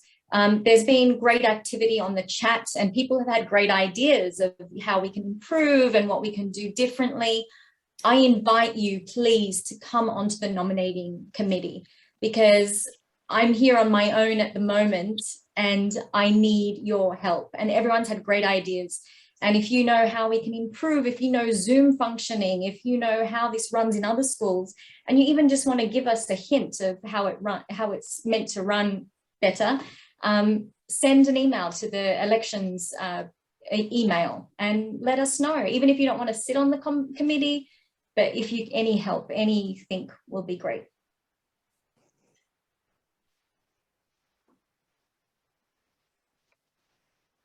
All right, hold on, people.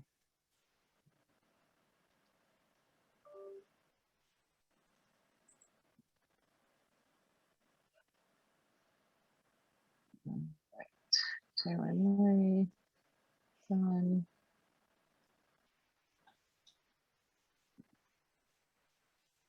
three, Samantha. But Ariana, I wasn't on my own. I did have, the elected people on the committee already assisting me as well. But as a non-PA election board member, I was running solo from just last meeting. So I just wanted to say thank you so much to everyone that helped. I couldn't have done this on my own. I know, and I'm happy you helped out, Marzina. I really appreciate your help. I could not do it without you, even though I tried, but I couldn't.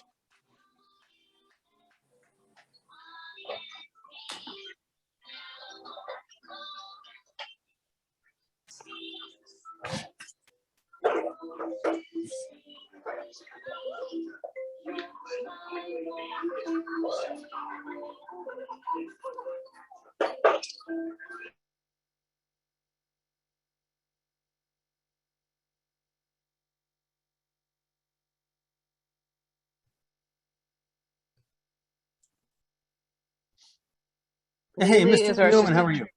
Oh, hey, I've been here the whole time. I was just Yeah, had my camera. Do you want me to, while we're waiting? Oh, Mary's ready to go? I'm ready, yeah. Lily is the assistant treasurer, Karen Lee is the SLT. And for the freshman reps, it's Gloria. I didn't write her last name down. Lung. I think it's Gloria Lung, Elton Dodson, Lung. Felix Lambert, Samantha Abe Staker, Kime Zhao. And I have all the screenshots to send to you guys later. And that's it. Congratulations. Mel, take it Everyone. away. I'm sorry. Where'd you go? Lincoln, take it away. I'm here. Sorry about that. So thank you for joining the board, and I will send you guys some information by Monday. Okay. So on to our schedule. Mr. Newman, you're up. All right. First of all, I believe it's Karen Lee who got the SLTC, correct? Karen Lee, correct. Karen. So Karen, we have SLT to when are we? We are Next week. Next week. So make sure the information is on the website and also on the school calendar, the Zoom link. But please email me and I'll send your information over to Bruno. My email just got put in the chat. So send me your information, Karen, so I can get it to Bruno so he can get you online and so to make sure that you come next week. Very important. Yes, next Tuesday, yes. Yes, next Tuesday. I'm sorry, 4:15. Yep. And like I said, the information is on the website. The information's in the calendar. But Karen, please get me your email so I can get it over to Bruno. Okay, so I had all these things I wanted to say. I know it's a little late in the evening, so I'm going to say a little bit of those things and then just take questions because I just really want to get to things that you want to hear about. People asked about a quick COVID update. I don't know exactly what they want, but I will tell you that, yeah, sorry, SLT is on Zoom. Yeah. So a quick COVID update. We are still weekly testing students, 10% each week of the unvaccinated students. Can you mute? Can you mute that one? That's the principal's voice. All right. Sounds like him, right? You got who it Peter, is? can you mute that person? Okay, thank you. Paul. Sorry, I didn't mean to out you there. But so the cleaners are electrostatic spraying the entire building.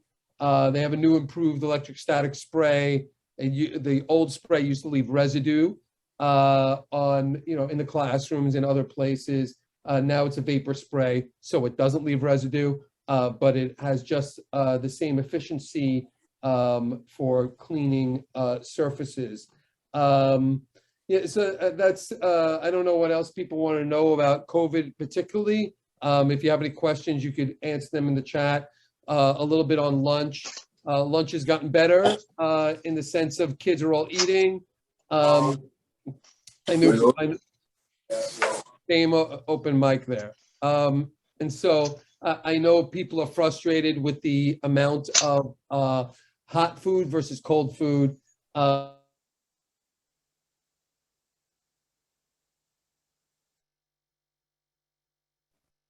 Mr. Newman, I apologize. Give me 1 second.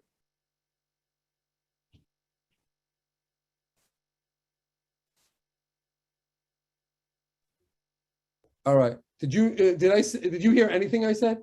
The last thing I heard was, what was the last thing? The last thing I recall was about the electrostatic, but I think you spoke after that. Okay, okay, yeah, electrostatic spraying. I think I just explained it. You didn't hear. We went from whatever we were using to a Hot, cold vapor. versus cold, hot, cold food versus cold food. Oh, you heard that. Okay. Yeah. So, so all students are eating, they're eating a full meal, which wasn't always the case in the beginning. That was due to staffing issues that have somewhat been resolved, but not fully resolved, to be honest.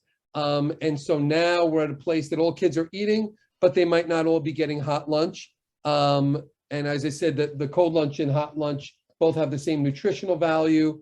I will also say that the students, out of fairness, the students that are in the auditorium in the fall will be in the lunchroom in the spring, and the students who are in the lunchroom in the fall will be in the auditorium in the spring. As you know, we're using both facilities as a cafeteria to maximize social distancing when students are especially in a condition when they're not wearing masks. So that will be switched. So they will know that. We have students swiping in, so we know they're supposed to be in which lunch area. So we'll make sure that they get to the right place. Okay. Okay, let me go to the chat. I'm just going to go to the chat, and so let me hit that up. I'd rather answer the questions that you want answered versus some things I think you might want. Let me see. I don't know, maybe I went too far up. They do not test vaccinated children. That is correct. It's not about false positives at all. The guidance is, well, first of all, so you know, obviously it's not me doing the testing. It's not even the DOE doing the testing. It's an outside company vendored out to do the testing.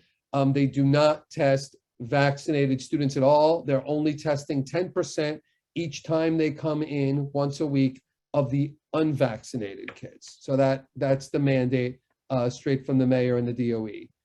So they're not testing anyone who's vaccinated. They're not testing adults at all because they're all the adults that have to be vaccinated. Okay, many seniors facing issues with recommendations from teachers who agreed but have not done the recommendation so far. You got, I mean, keep reaching out to the teachers. I know they're swamped. Many of these teachers, I'm not saying they overpromise, but they have to write 60, 70 recommendations for some kids, especially teachers who teach juniors historically, who taught juniors last year. So give them a little bit of space on that. They have a lot to write. You surely wouldn't want them to write cookie cutter letters about your children. They're writing very individualized letters. Colleges really read through these things, and they know that. And so just give them a little bit of space. If you're getting really, really, really nervous, maybe you could loop in their assistant principal, and we could give them a little bit of nudge, or maybe help to create some bandwidth in their life so they can get this stuff done. But yeah, they're just, it's not just your kid. They have a lot of letters to write.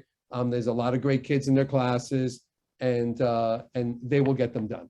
I know you're getting nervous. I actually have full disclosure. My oldest is a senior this year in high school, and I'm with you on this. I'm in it. And so I'm waiting for those recs from some of her teachers that still haven't come in. I'm still doing college visits. It's a little late in the game. I'm unbelievably nervous about it. She's not nervous about anything, but I'm nervous about everything. But I'm sure it'll all come together. But yeah, okay. Somebody's saying lots of students don't have enough food. That I can't speak to. I mean, they're given like a meal. It might not be enough for everyone, but everybody gets the same sort of serving. PST results, no clue off the top of my head. That's College Board thing, but I don't know. I could probably check back through my email to see when they'll come in. I just can't speak to it at the top of my head, sorry. Club fair is in 2 weeks. I don't know the exact date. I should know that off the top of my head as well. It's somewhere around the second week of November. I don't remember the exact date off the top of my head. And then we'll hit the ground running with clubs.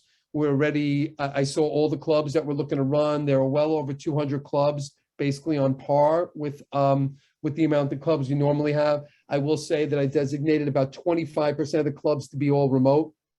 75% are in person, but 25 all remote percent, that is, just because some clubs have so many kids that we can't safely get them in any real space, and so, some clubs have 150 kids. I don't have a space for 150 kids to distance. So all the clubs that are around the classroom size or smaller are going to be live in the building. The really, really large ones, they're just going to have to be remote for now. Okay. How many students are unvaccinated? That is a good question. Let me do some quick math right now. I'm going to give you some quick math. Hold on.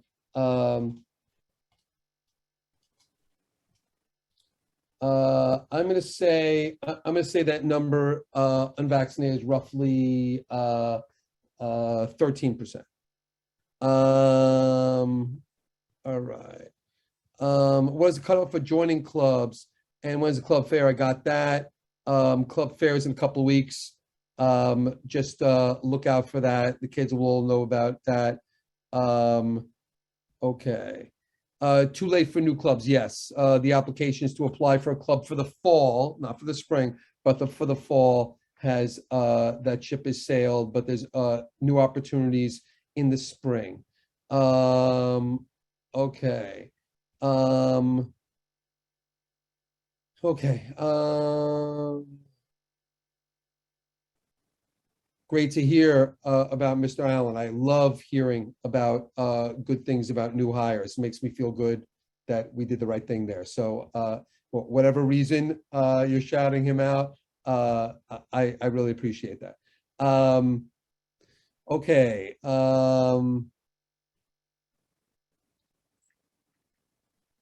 I don't know, Rhonda Phillip, you're asking a very specific thing. I don't really know what you're talking about.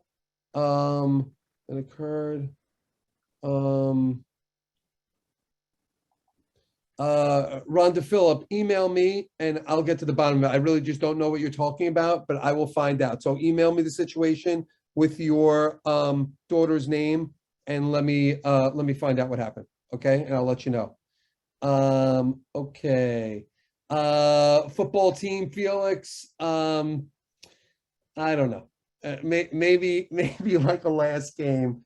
So the situation with the football field is this, that I don't have the keys. I'm not even allowed on. I'd have to hop the fence just like you at this point. I'd probably get arrested. But at some point, they will give me like a day heads up, and then somebody will come with like a magical like pillow and give me the keys to the field, and then it will be game on. There have been some issues, some COVID related, some Con Ed related, and I think we're getting really close. I'm hoping that I could get the keys towards the end of the football season. I'll definitely have it for the spring. When I say definitely, I mean, I guess you never know, right? But it would be nice if we can get one game on there. It would be nice. But it is soon. I mean, if you've seen the field, I mean, it looks ready. It looks gorgeous. It's great. There were just electricity issues with the hookups. And then after the work with electricity, Con Ed has to sign off on everything, which they've not done yet. I think things get difficult with Con Ed over the summer with other things being priorities when everybody's trying to pull power. Okay. Should all teachers post grades of pupil path by now? Yeah. So Jennifer, if you're having a problem with that, please email independent the APs of those subjects. There is no reason that a child should have gone 2 months without receiving something, a homework, something. Our policy is basically that there needs to be something each week. We understand, that there's a little give and take there, but 2 months with nothing, that sounds a bit crazy. Please email the direct supervisors of those departments to check in on that. Maybe it's a problem with your or your son's pupil path, and not that there's no grades, or maybe there's no grades. But let's get to the bottom of that. But do email those APs, and really on all teacher questions. The APs, I'm not trying to put work on their shoulders, but they're the ones who, run their departments, and they're, if you have an issue with the teacher, you should go to that teacher. And usually there's a misunderstanding or some sort of clarification that can happen. You can work it out with the teacher. That is always first and foremost. And then if not satisfied, escalate to the AP, who will handle it. You very rarely have to come to me. If there's a situation that the AP needs me, the AP will loop me in before you ever think of looping me in. So yeah. So that's sort of the, ladder of referral and those sort of things. The last day of this marking period is coming up. Is it tomorrow? That is actually on the school calendar. I will, as we're talking, I'll pull that up. These are all things that we try to make the calendar as robust as possible, and we've surely been updating it regularly. Where is it? I don't know. See, I say that, and it's not there. Somebody posted it's November 12th. I'm checking. I'm like, it's Friday. Great. Okay. It is. Yes, it is on the calendar, November 12th. And then grades are due for teachers 3 days later on the 17th. You will be able to view on the 18th. Also, another thing that I want to point out, that parent-teacher conferences should be that day, the 18th. Should be is the only reason I'm saying that, to make a long story short, staff need to vote. If we're moving parent-teacher conferences from the traditional city-assigned day, there must be an internal vote. They're working on that vote right now.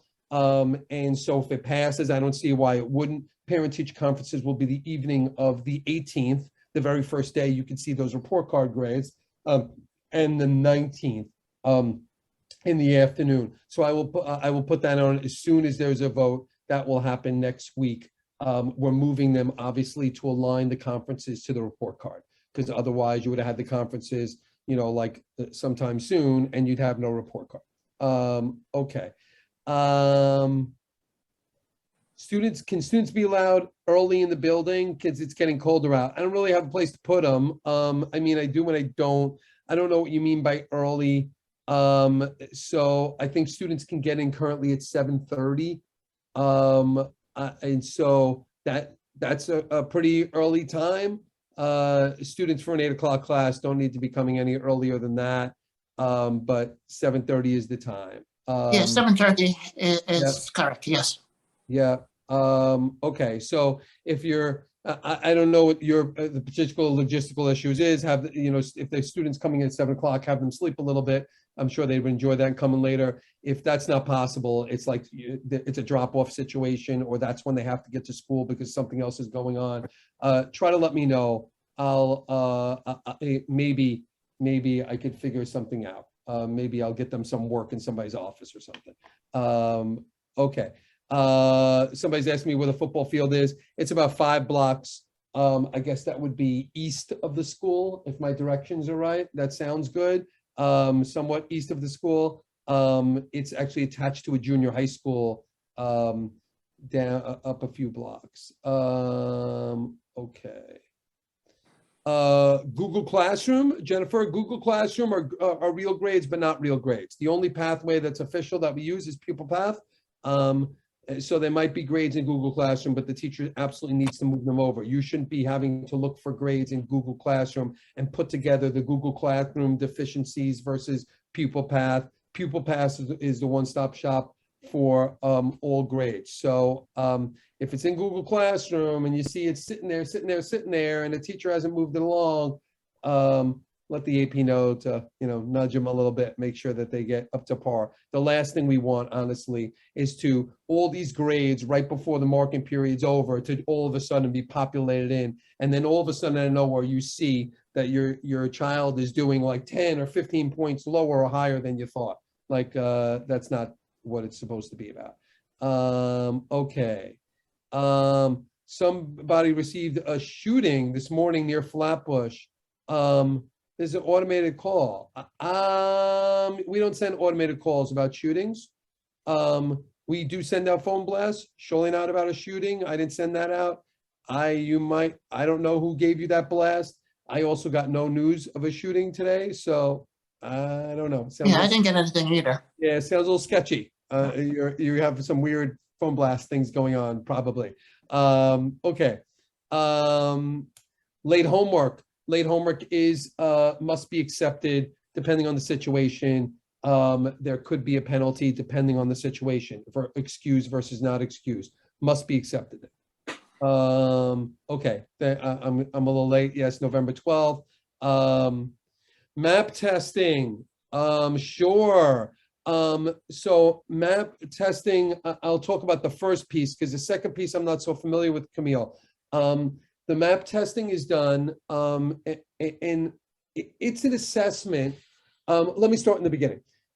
Freshmen and sophomores have been given, are given these periodic map assessments. It's to gauge how well they're doing, if they're where they should be. It's brought about initially, and I imagine it's gonna last, but the reason it's out there is because of COVID. The idea is to find out, is everybody where they need to be in spite of COVID, right? And how instruction has been delivered over the last couple of years, right? Regardless of where you got that instruction, in our school or not, right? And so, the idea is to assess our kids where they should be when we get that data, and if we find that kids are not where they should be, we should do some intervention to get them where they need to be. That's the idea, right? So opt out. That I don't want to speak to that part of it, Camille, because I'm not aware that there is an opt out. And so that's I don't know. I guess you could just have your kid come in, but I'm not aware that there's an opt out. And matter of fact, if you don't have your kid come in, there might be like another makeup sort of session. So it's nothing nefarious at all. It's just, seeing if you're, and I guess if everybody's doing great, then that'll be a great justification for the education they've received either in middle school or here, and that they're on track and they're where they should be. And I think that's probably something everybody wants to know. Oh wow, I'm getting a lot of questions. All right, I'm gonna move quicker. Can parents volunteer to be present so that the student union can be open? I was in there. So the student union is pretty much ready to go. It looks great. And so everything's there. And so I can't have a facility though where only parents are watching kids on their own. It sounds like I should. I mean, I trust you to watch my kids, I call them mine. Your kids are my kids. I trust you to watch them when they're home with you, and you trust them to watch them when they're with me. But yeah, no, we can't have only volunteers supervising kids. And just, I think we're going to be able to clear that up soon. That we had a number of school aides who would be watching that room, supervising that room, who are not with us, but I have people in the queue to replace them. The queue meaning going through the process, getting fingerprinted, like they've been identified, they've been hired, they've interviewed with me, and they're just waiting for the process to play itself out. And so I should, I absolutely, I'm gonna say this, so I'm gonna hold myself to it. I absolutely expect that room to be open before the holiday Christmas break. Open every day, not, and just that's that. Okay. Parent-teacher conference is virtual. I'm a little late, but thank you for that, Lincoln.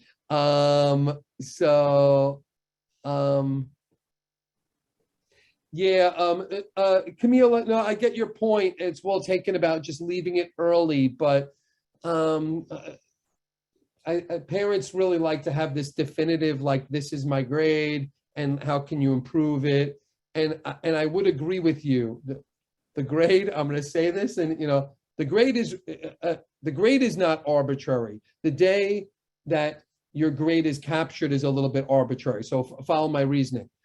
You look in pupil path and you could see in live time, on any particular day, exactly how your kid is doing as of that day, right? So every day, it's like you receive a report card, right?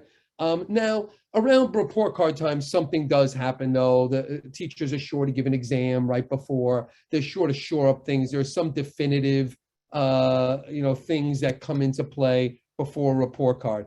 But honestly, this report card, not the next one. The next one's transcripted at the end of January. But this one is just an equidistant date that was picked in the middle of the semester. It's actually exactly in the middle of the semester, right?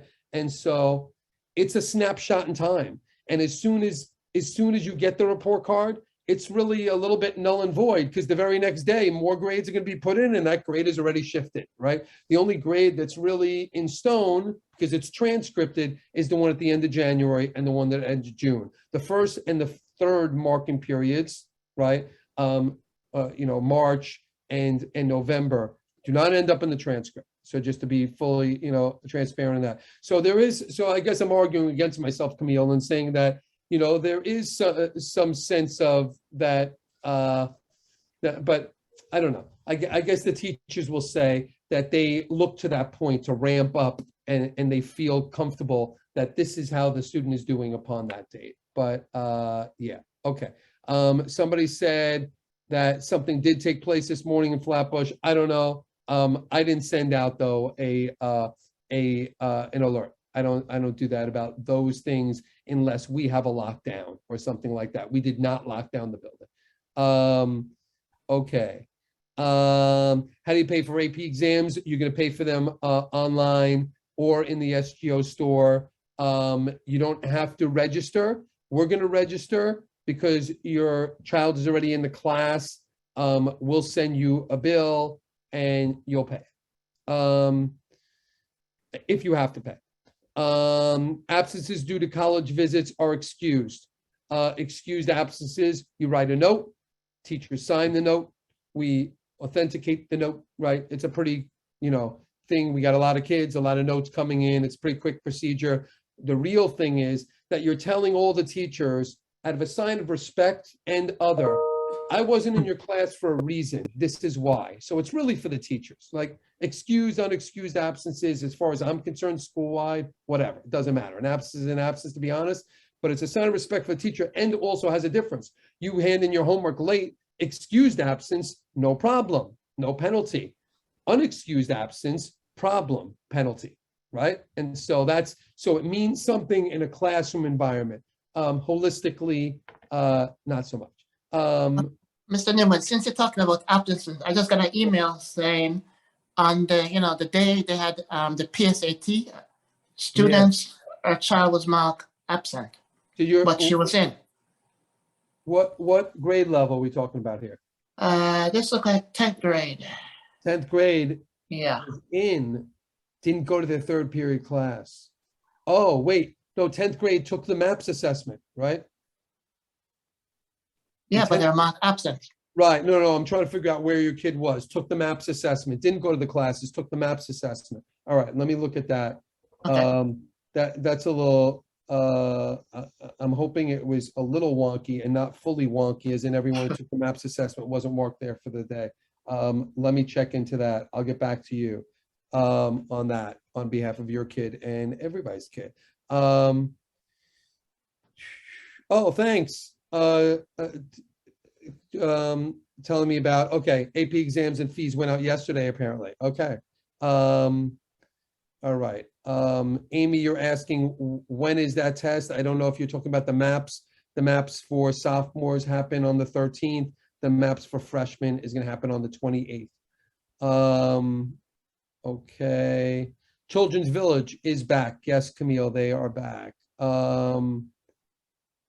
Okay, yeah, Mary clarified some things there. I'm moving along. I think I'm up to date. All right, cool. Any other questions? Last minute efforts before I put the kids to bed. They might be sleeping already. All right. Anything? Going once, going twice? The seniors have to attend class after the SAT. Great question. The answer is no. Take the SAT, walk out, relax. Okay, they don't have to. They can if they want, but they surely don't have to. We got your attendance for the day, and so that's up to you. Historically, on high stake tests like that, big long tests like that, it's you could be released after that. What was the soccer question? What was that? Somebody said you missed a soccer question. A sucker question? The soccer question. It was about why was there a JV boys soccer team? Oh, JV. All right, let me get to that, right? So the number of teams is, first of all, the DOE is not allowing us at this point. PSAL has not allowed us for this year to add a team. I tried to add a team.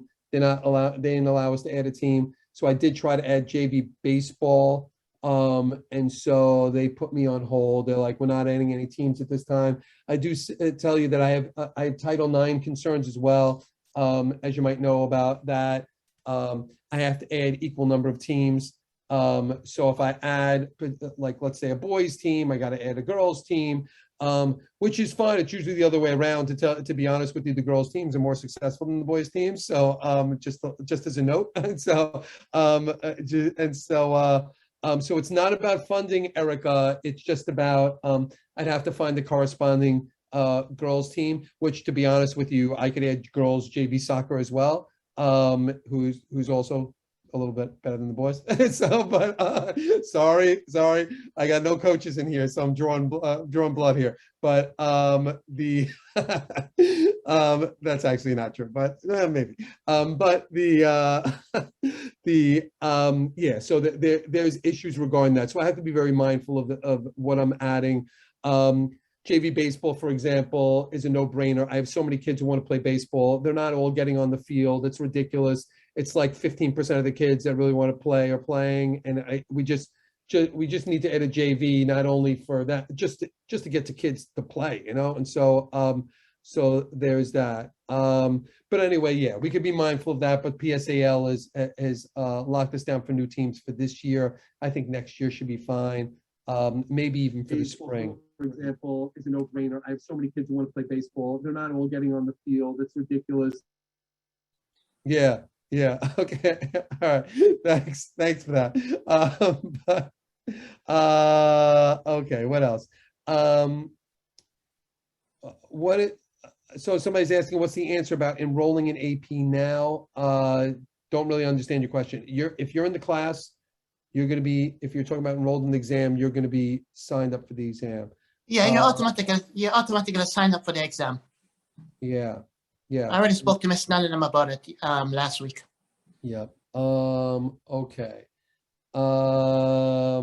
New lacrosse coach. Don't know the answer to that off the top of my head. If who the new lacrosse coach is. Yeah, no, I know, Erica. I'm not bashing soccer. I get it.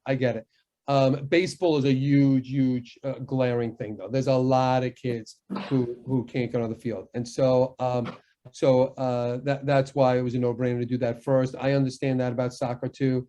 We'll see what we could do. And so, but right now, I tried to put two teams through, and they both got put on hold. We have a lot of teams. We have more teams than any school in the city, by the way.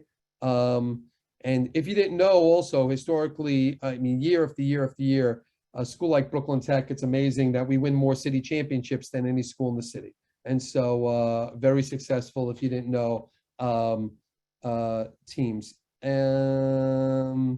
All right, group tests. Don't know anything about that. If you have concerns about it, address the AP on it. But I don't know what you're talking, like group tests as in 4 kids are taking a test together in a class, or group tests you mean like multiple teachers are giving the same test? Don't know. But if it's kids together, that's a teacher prerogative. They have autonomy to do as they see fit. If you think it's an issue, though, you could bring it up with the AP. Yes, Mary, thank you for that about the Spanish teacher. Lockers. Oh, good question. So lockers. So through the whole time of COVID and before that, lockers weren't cleaned out. Many kids left their stuff. They just left lockers on there. Some of them were seniors who graduated and left stuff. So we usually clean all the lockers over the summer. There were so many locks left on lockers that we didn't clip them all, and we just left them. So the lockers haven't been cleaned in quite some time. So we clean them out now. They're going to be finished actually this weekend. We're going to set up actually some new policies on lockers. And so when we send out those policies next week, just about managing lockers, I don't think it was more of a free-for-all before. We don't have enough lockers for all the students. So I think we need to have a policy so that we can maximize the number of students that have lockers. But also there wasn't much oversight on lockers. We never had a problem with lockers, but we should have gather information and find out what kid has what locker and a little bit of information that we honestly have not done in the past. So we're going to set up a system where students are not assigned lockers, but they take a locker based on the teacher information, says, okay, now you can take a locker, but then the student fills out a survey and tells me that their locker is in 1W2, locker number 14, so we know who's where. It makes a lot of sense. So that being said, next week we'll send that information out. The lockers are finally going to finish being clean. As you can imagine, it takes a long time to clean all those lockers. And we had clipped many of them first. That is going to be finished on Sunday this week, and we should send out the information next week and then get the lockers going hopefully by the following week, the following Monday. Okay. Yeah, Natalia, yeah, it seems like a teacher issue here. Everyone is graded all the same questions, even the one that was done by somebody else. It sounds like it could be okay, Natalia. I guess wait and see what the results are. If you think something's gone wonky and it's not a great practice, definitely tell the teacher and have them reflect on it. And then maybe the AP. Okay. All right. Okay. Now I'm at the bottom. Okay. We good? So I thought I was done. Yeah, you look like you're done. I'm going to give a last second. 1, 2, we'll give a 5 count. 5, 4, 3, 2, 1. I'm done. You have one more, Mr. Newman. You're killing me. What's the other one? No. It was an earlier question. And I thought we answered about getting into a different AP class or getting into an AP class at this time. I thought we answered it. It's too late to get into an AP class. Oh, yeah, because the calendar's already scheduled. It's the end of October. No one's popping into an AP class at this point. You're talking about 7 weeks of education that's taking place. I'm surely not going to let anybody set themselves up for failure. So it's too late. That ship has sailed. To be honest with you, and going forward, even though it's been a little bit of a wonky year, and there has been a lot more comings and goings than I'm happy with, to be honest with you, usually by like the end of the first week, all this stuff is shored up. No one's adding a class, no one's dropping a class, everyone's settled, right? With all the errors and whatnot in programming that might have taken place for your particular child. This has been a little bit of an anomaly. We went a little bit longer than I would like, but all that is now been settled for weeks already. No one's coming and going anymore. No one's getting out. No one's getting in. That's it. It's settled. So that's that. All right. It's been a long meeting, you guys. Hopefully you have no more presentations after me. So. No, thank you, Mr. Newman. Right. I owe you a pool game. Oh, that's right. That's right. Yeah. All right. I've forgotten. No, next time, I know you haven't. Next time around, I'll try to carve some time out and we'll shoot that game. But thank you for hanging in with us, and we go through this thing. Right. It was quite the night. So I saw. Well, have a great night, everyone. Thanks thank you for hanging out so long. And please come month after month after month. You can ask me any question under the sun. Look, you can ask me any question anytime. Just send me an email, dnewman2@schools.nyc.gov. But I think these are great places to hear questions from other people and hear how they be answered. I don't go home. Well, I'm home now, but I don't go home until the last question is done. So anyway, looking forward to hearing from people, seeing, and maybe we could even somehow, I don't know, get some, breakfast and dinners with the principal. Sounds a little wonky in this day and time, but let's set something up. Let's figure that out, Lincoln. Let's set something up. All right. We can do that. Cool. Sure. All right. Thank you. Have a great night, Bye. everyone. You too. Okay, Vito, you can stop the recording. Yes, sir. Hold on. Did you want to call the meeting? Did you want to adjourn the meeting first, sir?